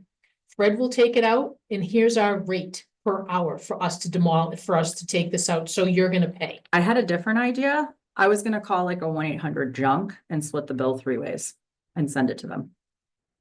Because Fred doesn't have time. He does not have time, and he should not be responsible for the crap No. that is in there that these organizations have been told time and time again to get it out, Correct. and yet they're ignored. Correct. So that would come at a cost to the organizations if they choose not to remove it. And But I would they're- have to bring somebody in. Yep. You know, that there's only so much we can do with 5 people on the highway department, and we're down the facilities person right now. We have to be realistic. Well, and the problem is that it also impacts Fire Mike. Correct. Because now he has to send somebody over there or somebody's over there. Yep. And who's going up those stairs? The old rescue building, I can understand, it's 1 floor. But again, you're going to have an impact to potential traffic, because if you're dragging crap out, you can't stand there, because I've stood there and taken pictures and, you know, had my hair blown by on my head for the cars that are passing. So if you're taking out old nasty couches that I'm sure the mice have loved, what are you gonna do with that? So now that's an impact to Eric to do some type of traffic control, and then where are you gonna put the dumpster? So it's So I one was of thinking a these. company that came in and took all of it out is where I am at this time. So are these do these organizations know that we have until the end of the month? Yes, And do they also know that if they don't, they're getting a bill? I was just gonna say that's the next piece because I haven't gotten that far yet, but I will let them know. Do you need a motion to do that? I Lisa, are would you love- okay with I that? would love that. I am, my only concern is, you know, are these organizations actually gonna follow through and pay this? Are they good? I mean, is this, how do we enforce Okay. this? How do we? Okay, then that's fine. You know, an Yeah. organization doesn't want to pay it, then they come to us and they want stuff done. The answer is no. Organization comes and they want to do some type of dinner, the answer is no. So make that part of it, is that, you know, understand you don't do this, this could lead to potential implications for future endeavor things down the line. You know, again, enough of this, I'm gonna do it and ask for forgiveness later. That needs to stop. Agreed. This is your responsibility. It's been your responsibility.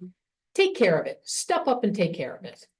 And because we'd have to take it otherwise out of project funds No. for the demo of the building. No, I will make the motion, but I would like us to definitely try to make sure that we speak to somebody from each one of these Yep. organizations to make sure that they know the ramifications.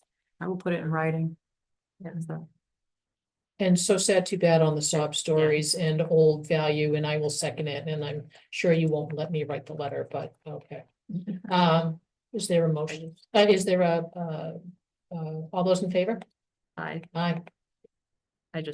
I would like this to be peaceful if possible, because these are organizations that we work with and always, so whatever. we can do. 100%. I can tell you that I, though, in the past couple of years have sent at least 5 or 6 emails on this, if not more, and we have given them repeated deadlines that have Yes. been missed, so this is not new.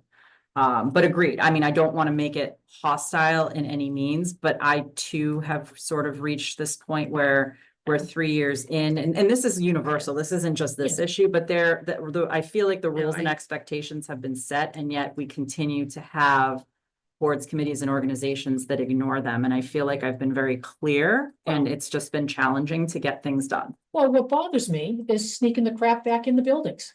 Yeah. You know, Same thing happened upstairs. locks were changed. Things were put over the locks to prevent people from going in, And but only yet 3 people had the key. Do we, So- do we have a policy now, like, I don't even know what the Boy Scout and Lions Club stuff is doing in town storage. Do we have a policy can- to not? Well, I don't know that we made it a policy, Order but you or cannot a practice. store private property on town-owned property unless you are Okay. charging a fee, because you're actually giving away. Yeah, that's what I'm storage saying, like, space for I, free. once we solve this problem, I want to make sure that 10 years from now, we don't have that problem. I mean, the Historical Commission, that is an internal organization that Yeah. we have to deal with, but these other two, I don't understand why this stuff is even in town property to begin with. I agree. So we're you got having any this, space that I can store this tent? Oh, sure, you wanna put it up top Yeah. across the So- building? Because the Boy Scouts used to meet up there until Mr. Hanks got involved and went, no, no one's going up those stairs. So, Yeah, I was given a lovely tour up there my first week here and wasn't told it was unsafe. So I'm really glad I didn't fall through the floor. whatever we need to do, correct. if we're in compliance with this not happening going forward, Yep. that's fine. If there's If we something wanna we do need to do, policy. then let's Yep. do it. Okay. And the other issue is storage, just while we're at it. The only problem is as we push things, we are pushing people to get rid of things, which is great. But as we have legitimate things that need to be stored and we are limiting our storage, I also have been finding out that people are storing things at their homes. Yes, So there's that, could be, again, they could be using that for a private purpose with things that were purchased with public funds, so that's not legal. Also, if something were to happen to Mhm. those items, they're not covered under our insurance, so there's no way to replace them. You have a fire in your garage. If we had a fire here and things were damaged or destroyed, it's covered. It's not in your house. So I think we need to get back to the storage discussion as Yep. well. Because the one thing I heard in talking to, the next item about the old highway barn is people want to store stuff there. And I'm not saying that is the best option, but I do think we do have a storage issue in town we still need to figure out. We do have a storage issue, but you know what? What can we do smart to do a storage issue? You know what? And it's, no, we're not gonna do this. I'm just off the top of my head. Go bring a storage container. You know, and again, I understand that there are some items that need to be, it can't be too cold and it can't get too hot. Because things will warp and blah, blah, blah. Yeah. But And if it has to it's be on town property. correct, We do that. So- So I don't know where we would do that, but. Right. But there are options, but no, leaving the old highway barn as a gigantic kitchen drawer where people open it up, throw their crap in there, never go back in and check it, never go back in and see if there's, I don't know, termites that have decided to like live in the wood that was pulled down. You're causing nuisance to the town by being irresponsible for your stuff. Enough. And I'm not recommending by any means that we do that. This is just what you're going to hear as we continue to have the conversation about the old barn, because this has been brought up by several people to me in the course of my kind of like feeling things out about what we should do with the barn. There's a number, I mean, at least 3 or 4 people have said to me, why can't we use it as storage? I don't And know here's if the that's the best use for the building. And here's the response. Do you have the money to fix it? Yeah, wow. There you go. Do you personally have the money that you are willing to donate to the town to fix it? Because in the financial constraints that the town has run into in the past and will run into in the future, I am not in favor of spending any amount of money on an old dilapidated building. No. Do something with it. So that's my response. And I was approached by somebody who said the same thing to me, and that was my response. Do you have the money to pay for all the repairs? Well, no. Well, then I guess this conversation's over. Well, there may be one other little hitch in this too, as I I was know, about just- to get into. Apparently it was built in 1899 as a horse barn and moved in 1930 to its present location. The Historical Commission was not receptive to the possibility of potential demolition and have asked for a site visit. And now the planning board has asked to go along as well. They seem to think that the building was constructed over a barn or around the Yeah. barn, so they They came out on the end of your meeting. Yeah, it's in the got third like year. those big thick old beams underneath it, Yeah. so there probably is a good structure under there. So you didn't put in here, but the idea that, I had actually been thinking like you could do something with the parking lot, like strip it down or whatever, but Tim Wheeler actually said potentially the pavilion project for South Commons, you could potentially pick it up and move it and strip everything off. So I think that's actually an interesting reuse idea. And it would all qualify for CPA funds, so you could fund the sort of taking it apart, putting it over there, repurposing it, and then you do have sort of the history of the barn, and it could be really cool if it's got the big old barn. I mean, I did see that there is a site walk plan for historical, so I took the note and whizzed it over to Phoebe and said, hey, I eavesdropped on Lisa's part of the Yeah. meeting. Cause they do wanna go. Here you go. Yep. So who's gonna go? I don't know, but now they know about it. The planning was generally in favor of putting in a parking lot, but also, like I said, investigating repurposing the barn structure. And as you said, potentially Mhm. pavilion, Yeah. what have you. And they sort of talked about, they bent over backwards when the new barn was built, trying to figure out something else to do with that property, and it is so small, Mhm. and there's no water, and there's no, Correct. so actually the parking lot was considered kind of a great idea for that reason, because it would actually make it useful.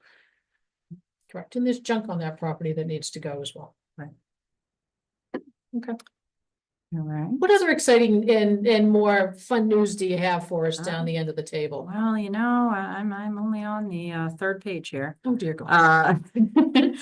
I believe as Fred mentioned, we do have that opening for a building maintenance operator.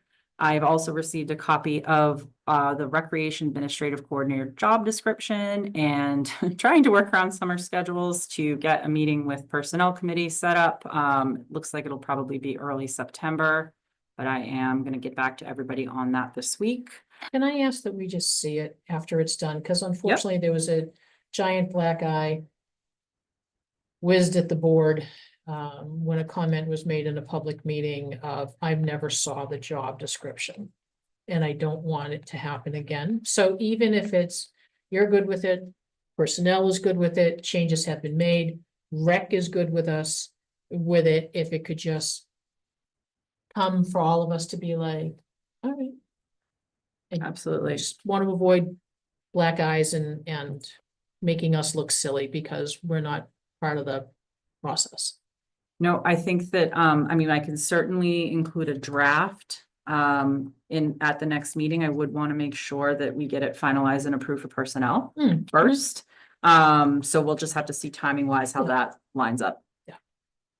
Should not be complicated. No, I hope not. It's Really just, should. unfortunately, it's not right now in the standard format, so I have to put it into the format and then we gotta meet, Mhm. you know. hey, back on the maintenance guy for Fred. There any possibility that we could reach out to other towns that maybe they only have a facilities person who's doing 10, 15 hours a week over there and borrow them? I pay for them, obviously, but a little, hey, tiny small town, It's worth an ask. you know. I'm on your a TA group small that- town administrators Yeah, listserv. just ask. Check and see what West Boylston did maybe because once upon a time they wanted to do a shared with us. We have mean, gone through 3 because- town administrators since then, so I don't know what their current one is Yeah. interested in doing, so it's worth an ask. Because if they already have somebody, then it's gonna save who all the trouble of going through 85,000 interviews. I was actually having that conversation with them about 3 years ago, so yeah, it's definitely Maybe worth that's an where I ask. start, just because they had wanted to do it at once upon a time. Yep, and CMRPC is always trying to connect towns that are Correct. looking for shared resources, so I can reach out to them as well. Well, and maybe even your next one too. We did get a couple of applications that Fred mentioned, at least one of which looks very good, so, but the other thing we might want to think about is, does it need to be a 40-hour week position at such a low pay? Because initially we talked about doing like a 25 to 30-hour week position at a bit higher pay. Because right now the pay is like $21 an hour. And so how can you attract and retain someone, you know, but initially the need was thought that we would need 40. I think Ken's a rock star and he did a whole lot while he was here. Yeah. So now we just need to maintain as opposed to get caught up. So that's a conversation we need to have too. Our property lister, Joanne Wincoop, has announced her retirement. She will be retiring effective September 2nd. So would like to thank her for her service and wish her all the best in her future endeavors. And we'll be working with the assessor to get that position posted. So same thing, maybe other town has a not full-time person. Yep, can definitely check that too. You look like you want to position- say something. That position is posted. Oh, it's already posted? Sorry, just kidding. We have a It's already lot of, posted. we have a lot of response. For the assessor slot? Yeah. You get people that do, is it mortgage, people in the Real estate appraisals. that, Mhm. Can afford, okay. Also, I have received notification from the Department of Labor Relations that the highway employees intend to unionize with the Teamsters Local 170. So I will be working with Town Labor Council to provide the information that's required by DLR. Will be represented by Eric McKenna, who has worked on our previous union negotiations with us. From what I understand, this was attempted about 10 years ago. And so we actually have a contract that was almost final, believe it or not, that we could use as a jumping off point. We'll have to see, obviously 10 years ago, totally different people. I don't think it was that long ago. 16 Was it? Oh, that okay. Liz sent me. Really? Okay. Yeah. So, yeah, thought we'll that see where we happened. go from there. Okay. Maybe there's a later I one she I didn't feel share like, with me. I feel like there should be something later Later. because Okay, I me remember check. that and I wasn't even on the board till 2017. And I remember them negotiating about it. I remember them. Do you remember that at all? Do you remember? Vaguely. vaguely. I But know you think it- you were it- on the board, right? Yeah, because it didn't pass, And so. PEG was 2018, so Yeah. there has to be something. There's gonna have since something, yeah. 2016. Okay. I mean, I have to say that most of the communities that I've worked with or worked in or worked with, highway and DPW are always unionized, so this doesn't come as a huge shocker to me. I think that outlining standards and pay and looking at competitiveness, which we were going to do as part of the class and comp plan, that actually now reduces the price of the class and comp plan, because from the minute that we receive a notification from the Department of Labor Relations, we cannot negotiate salary changes. We cannot offer them money in lieu of joining a union, because that question has come my way. No. You can't do any of that. That's not legal. So just putting that out there. But I'm confident that we can come up with something that works well for everybody, as we have done with police and fire. So, I have a fair bit of experience on the union side, and we have town council, labor council is awesome. So, I think we'll be able to make this work. And speaking of the class and comp plan, initially we were at 21,500. We did look at some of the fractional positions and pull them out, as well as highway. So we are now down to 16,000 for the plan. And the problem is the state did not fund the grant that we were going to apply for in the FY26 budget. So I'm really disappointed, because I think that this plan that the Collins Center has put together is far more comprehensive than the initial quote that we got, which was literally just to do a salary survey of area communities, which frankly I can do myself. This is actually supposed to look at doing employee interviews, job description updates, making sure there's gender equity and parity across positions, particularly in positions that are often female run, but get paid less, often like library and COA. I just think that this is something that we really need to do. We've done well, I believe, with our public safety unions, and we owe it to our non-union employees to bring them up to speed as well. So typically you do class and comp plan every 3 to 5 years, and we're about 6 years out. So my recommendation, and I know no one's gonna love this, but that we ask for another $6,000 at fall town meeting. I mean, in all honesty, it's short money to do it the proper way. So you had 10? We got 10 We got 10 allocated in, last one. right, Okay, but so that you was you only need just to 6. do the salary part of it, Yeah. and I was particularly advised to look at a more comprehensive approach. Well, yeah, I think I think you talked about, to me, future proofing, like looking at the positions we have, whether they're adequate, whether they're not. I think those are all things that were part of this. So, Yep. There's 2 other really important factors that are kind of unique to Berlin, as we know we are unique. One is the fact that we're on the 495 corridor, which opens, believe it or not, our job market up substantially. Because now you have anybody that can come within 30 minutes up and down 495. So you have to look at that market area as well. When, as I said before, we're really a Middlesex County job market, even though we're physically located in Worcester County. So you have to look at our competitors. Also, because we have basically like 2 people in every office. Yeah. You have people that are doing jobs that are titled one thing, but their responsibilities are multiple jobs combined into one, and those should be compensated appropriately. So if you just say, for example, assistant treasurer collectors are paid this much, but if that person is actually taking on some of a treasurer collector responsibilities because there's only 2 people in the office, they'll actually tailor it to the work that is being done by that person in the job. Or, just for example, not that we're doing highway, but you have people that are doing laborer, mechanic, heavy equipment operator. You have people doing multiple jobs for one position, and so those should be compensated accordingly. They will do employee interviews with everyone to find out exactly what they're doing. And I think that's really valuable, and it's important for employee retention. And I'll stop now because that's probably enough. Did you put it on your list of warrants for fall town meeting? It's a tentative list, All right. so it can come up. Oh, the one more thing I did want to say, sorry, the radio project, because that is really important, and I haven't given an update about that in a while. We are just about done with phase 2, And we had a great meeting last week with Neshoba Dispatch, the Chiefs, Two-Way Radio, and Motorola to start on phase 3 of the radio project, which is funded with the $400,000 USDA grant through Congresswoman Trahan's office. And that is going to create the 3rd antenna site on the south side of town to bring us pretty close to 100% coverage in town, which is the whole goal of this entire project and why the Congresswoman was so keen to fund it. So people aren't trying to use their cell phones in dead radio spots to call for help. Lisa, do you have any questions? Don't. I got a couple. I know you're all shocked. So driving through town this weekend, I see that the fire engine is now gone and on somebody else's property. So does that mean that that is off our books? I will double check with Mike.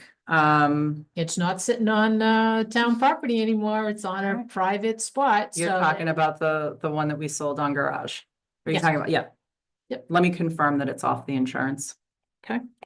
Awesome. I Uh, did send that in. Oh, you did? Perfect. See, there you go. Oh, it's off? Nice. Honestly, sometimes we're literally, each of us are doing 75 different things a day. We don't always get to touch base on everything. So that's a 2-person office for you. Divide and conquer. Status of the website?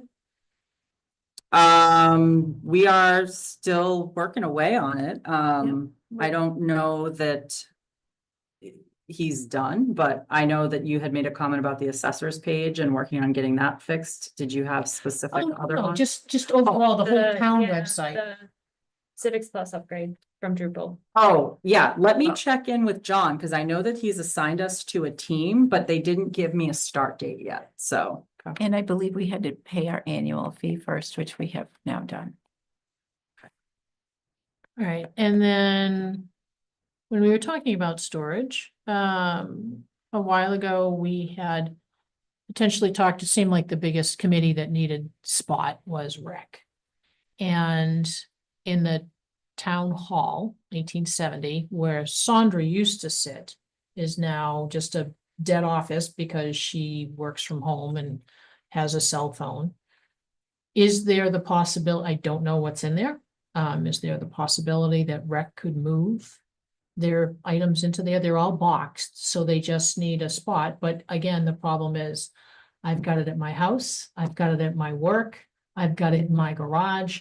If you put it at the town hall, then that is easy access for everyone on rec to go in and get it.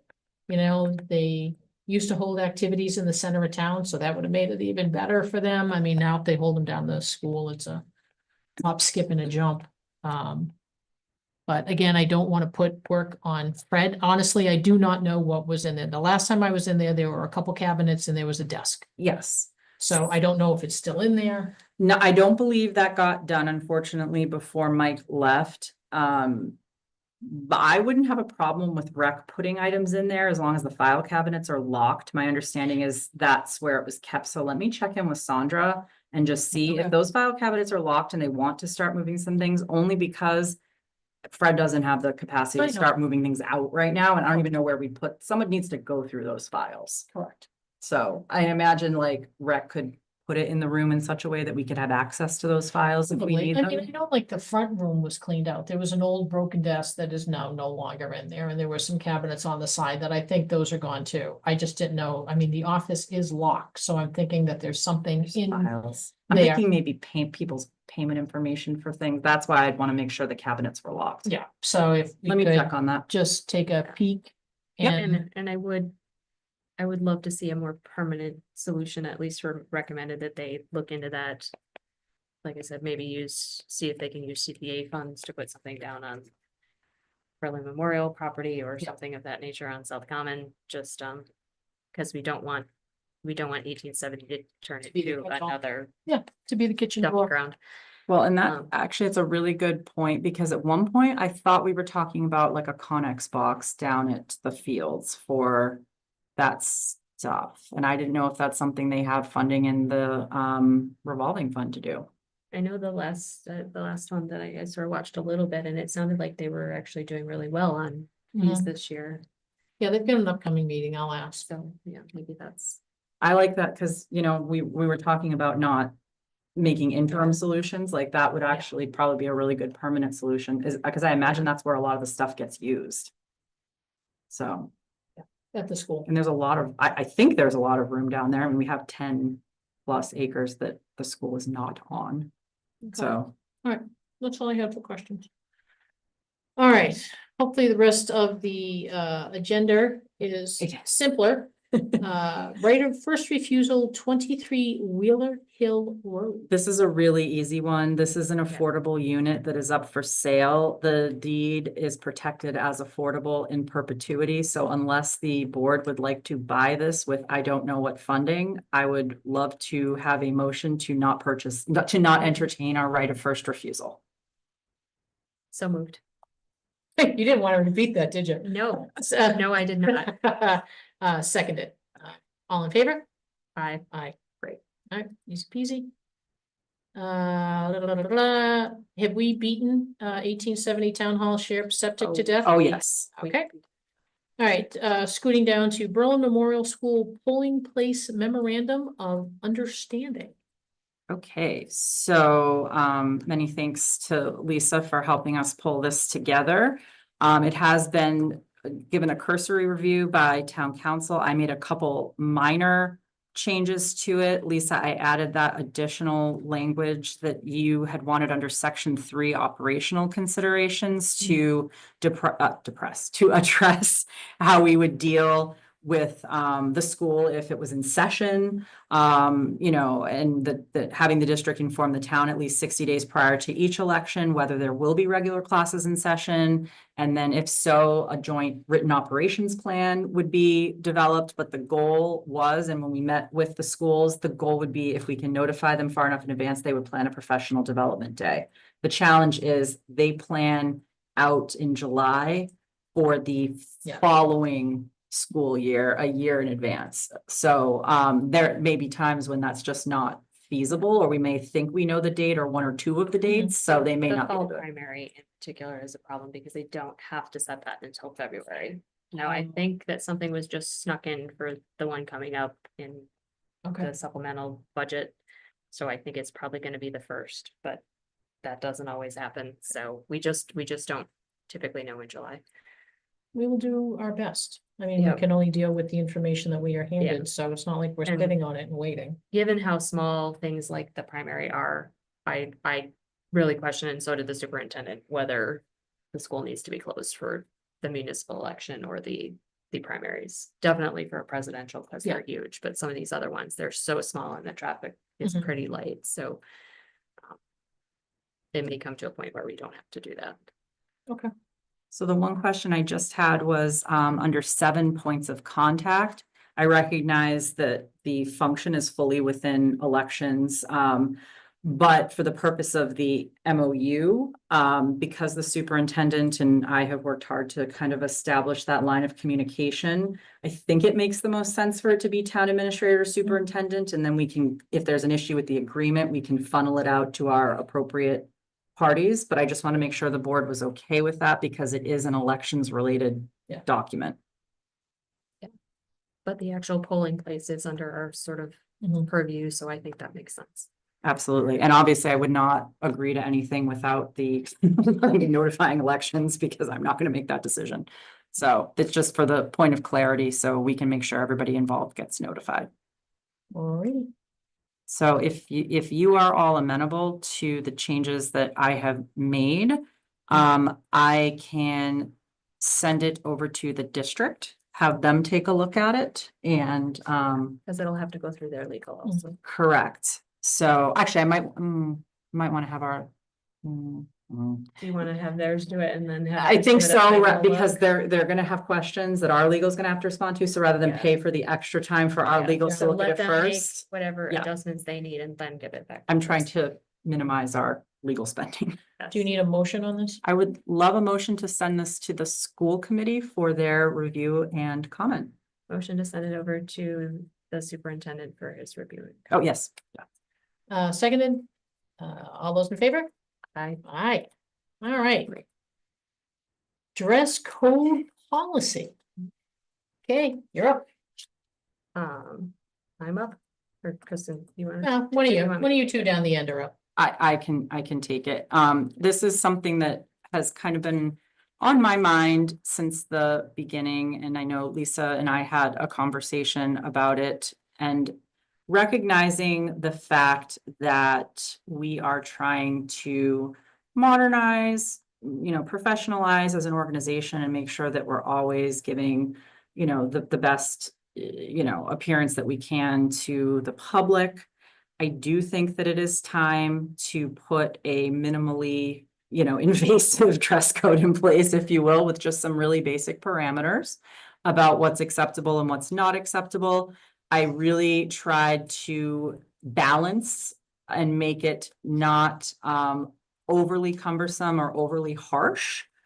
So I just think that, as we grow, as we have been as a town, the public expects to come in here and be treated as if they were coming into a bank or any other business. And so this was just to establish some really basic standards.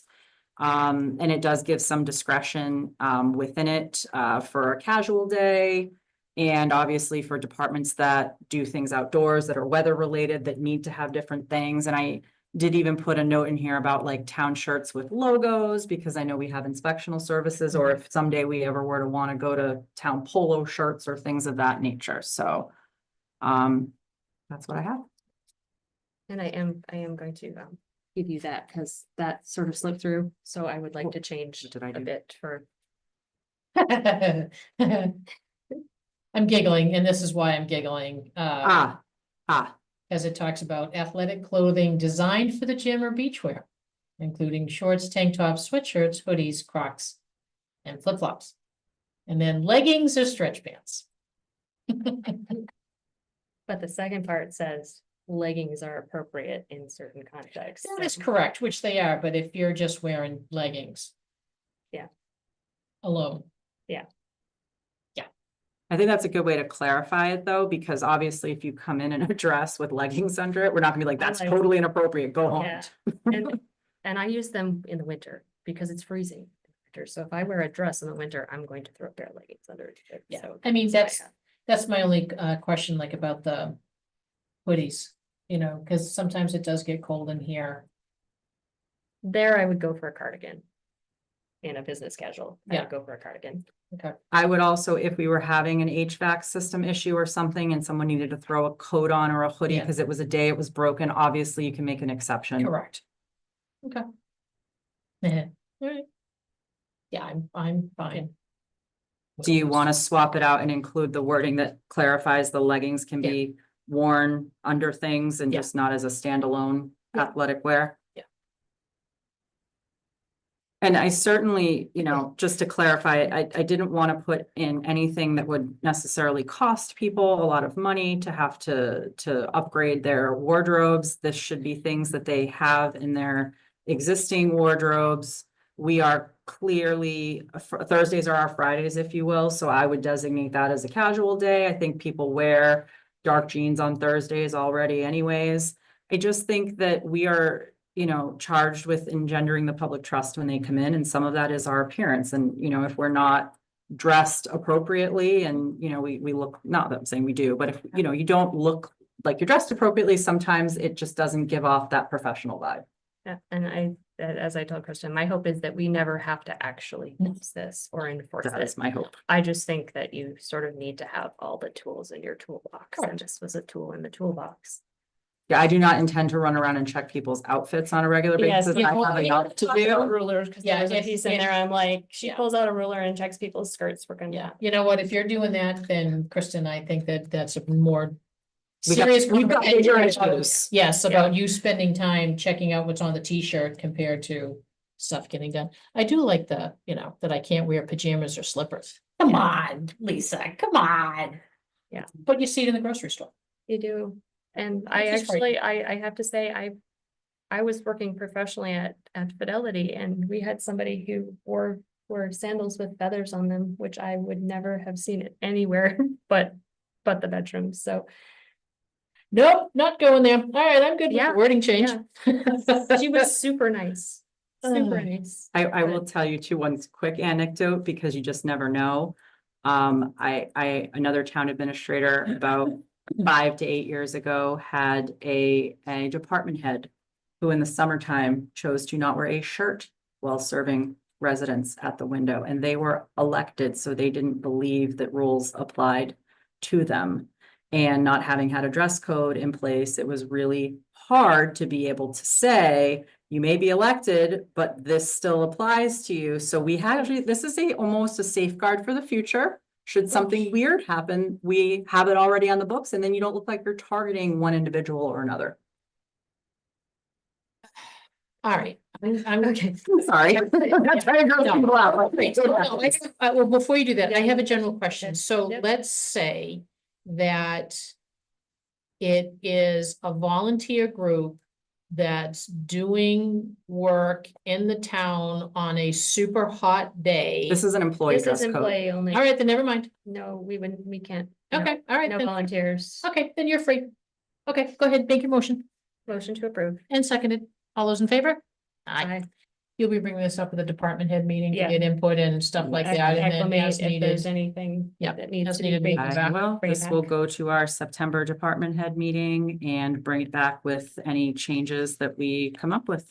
All right, we're getting down to the end, folks. Hang tight. We only got about 5 more minutes if I keep my list short. Board questions, liaison updates.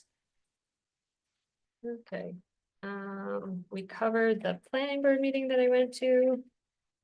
And I also went to the one with the school committee. Tim visited the school committee about the election stuff. They were very open to the idea. And look forward to seeing the MOU and working with us on this. So it was really nice to see. I think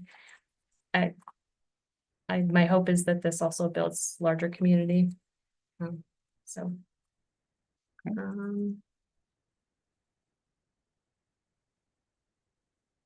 Yep, all my stuff really came up on other things. Okay. Energy, boy, that's a smart committee. It's a wicked smart committee. I attended that one and I spent the majority of my time looking up the stuff that they were talking about because I didn't have a clue. Oh, Omi did his presentation. Yes, he did. It was a presentation on the stretch The code. stretch code, yep. Wonderful information. But Tim asked the question, what did you think? And my first question was, I have no idea what you're talking about. So I think because there are super smart people on that committee and like to weed in, you've got to bring it up to, why are we doing this? Why do I care? What's the impact to the town? What's the impact to me? Is it going to cost me anything? Is it going to save me anything? If you can answer those 5 or 6 questions, then go into this. But when you started going into I spent more time doing this, trying to figure out what they were talking about than understanding the presentation. So, but wonderful, wonderful stuff, with that. Let's see, Concom, well, they had Maddie brought up that there was a question by an individual in Berlin who was interested in bringing back the driving range down by the first Rotary. So, check to make sure that there wasn't a conservation restriction on it. But, the suggestion was to talk to the neighbors because where the property is now, there'll be balls flying into their yard. So talk to them about that. Let's see, some status quos on Maplewood, Highland Ridge, nothing really going on. An enforcement order or a violation of an enforcement order is up and running. There's been a cease and desist issued on the property. Where there are allegations that the building was built on CR land. No. Nah. So they'll come back. They had their lawyer in there who tried to fight vehemently, but conservation held their ground and said, you need to come back and prove to us why it's not on conservation land. So that will have more to come. Trail maintenance, there was an Eagle Scout who stepped forward that is looking at doing some information around Horseshoe Pond and building some bridges, because when it gets all gross and nasty, people just make their own. So now you have 4, 3 or 4 bridges. Little bridge. So Ethan Bickford will be helping him with that. The Lyman Road project is going on, the old McGrail property. And I think that's it. And Rec didn't have their meeting, they canceled, so I'll be popping into their next one. That's all I got. I did have one more thing I've been working on. I did get a list from James of the download from the state ethics system of who has taken and not taken ethics. But we don't have a really tidy list of town employees or town volunteers. So I'm hoping that you and Scott can both, for your liaison committees, verify who is on each committee to make sure we have that information correct. Okay. And as an added step, we could also collect updated emails from everybody and get our house if we wanted to do that and make sure they're on sort of the, rather than just relying on chairs to distribute that information. I think it would be better if everybody on the committees got all the general information. Okay. I can do that for you. And I have I can forward you over, do have a list of, that I put together of who I think is on these committees. With some email addresses, because if they've done ethics, their email, that's another thing about it. If we can get everybody to take that ethics test, their email addresses, you have to use that to log in. Right. So So then we get a we record. can get a record of all of their email addresses. That's why you thanked me for taking the test, which I had totally forgotten that I had taken. Did it? So And that's why I you got heard that. paranoid. yeah, that's why you got paranoid. No, I didn't, and I didn't really address, like I said, the employees looked great from what I saw. But I mainly focused on our volunteers because I think we have work to do there. Okay, all right, yeah, I'll bring them up, no worries. Okay. All right, anything else? That's it. All right, quick, make a motion for I think of something. Motion to adjourn. I second that, all in favor?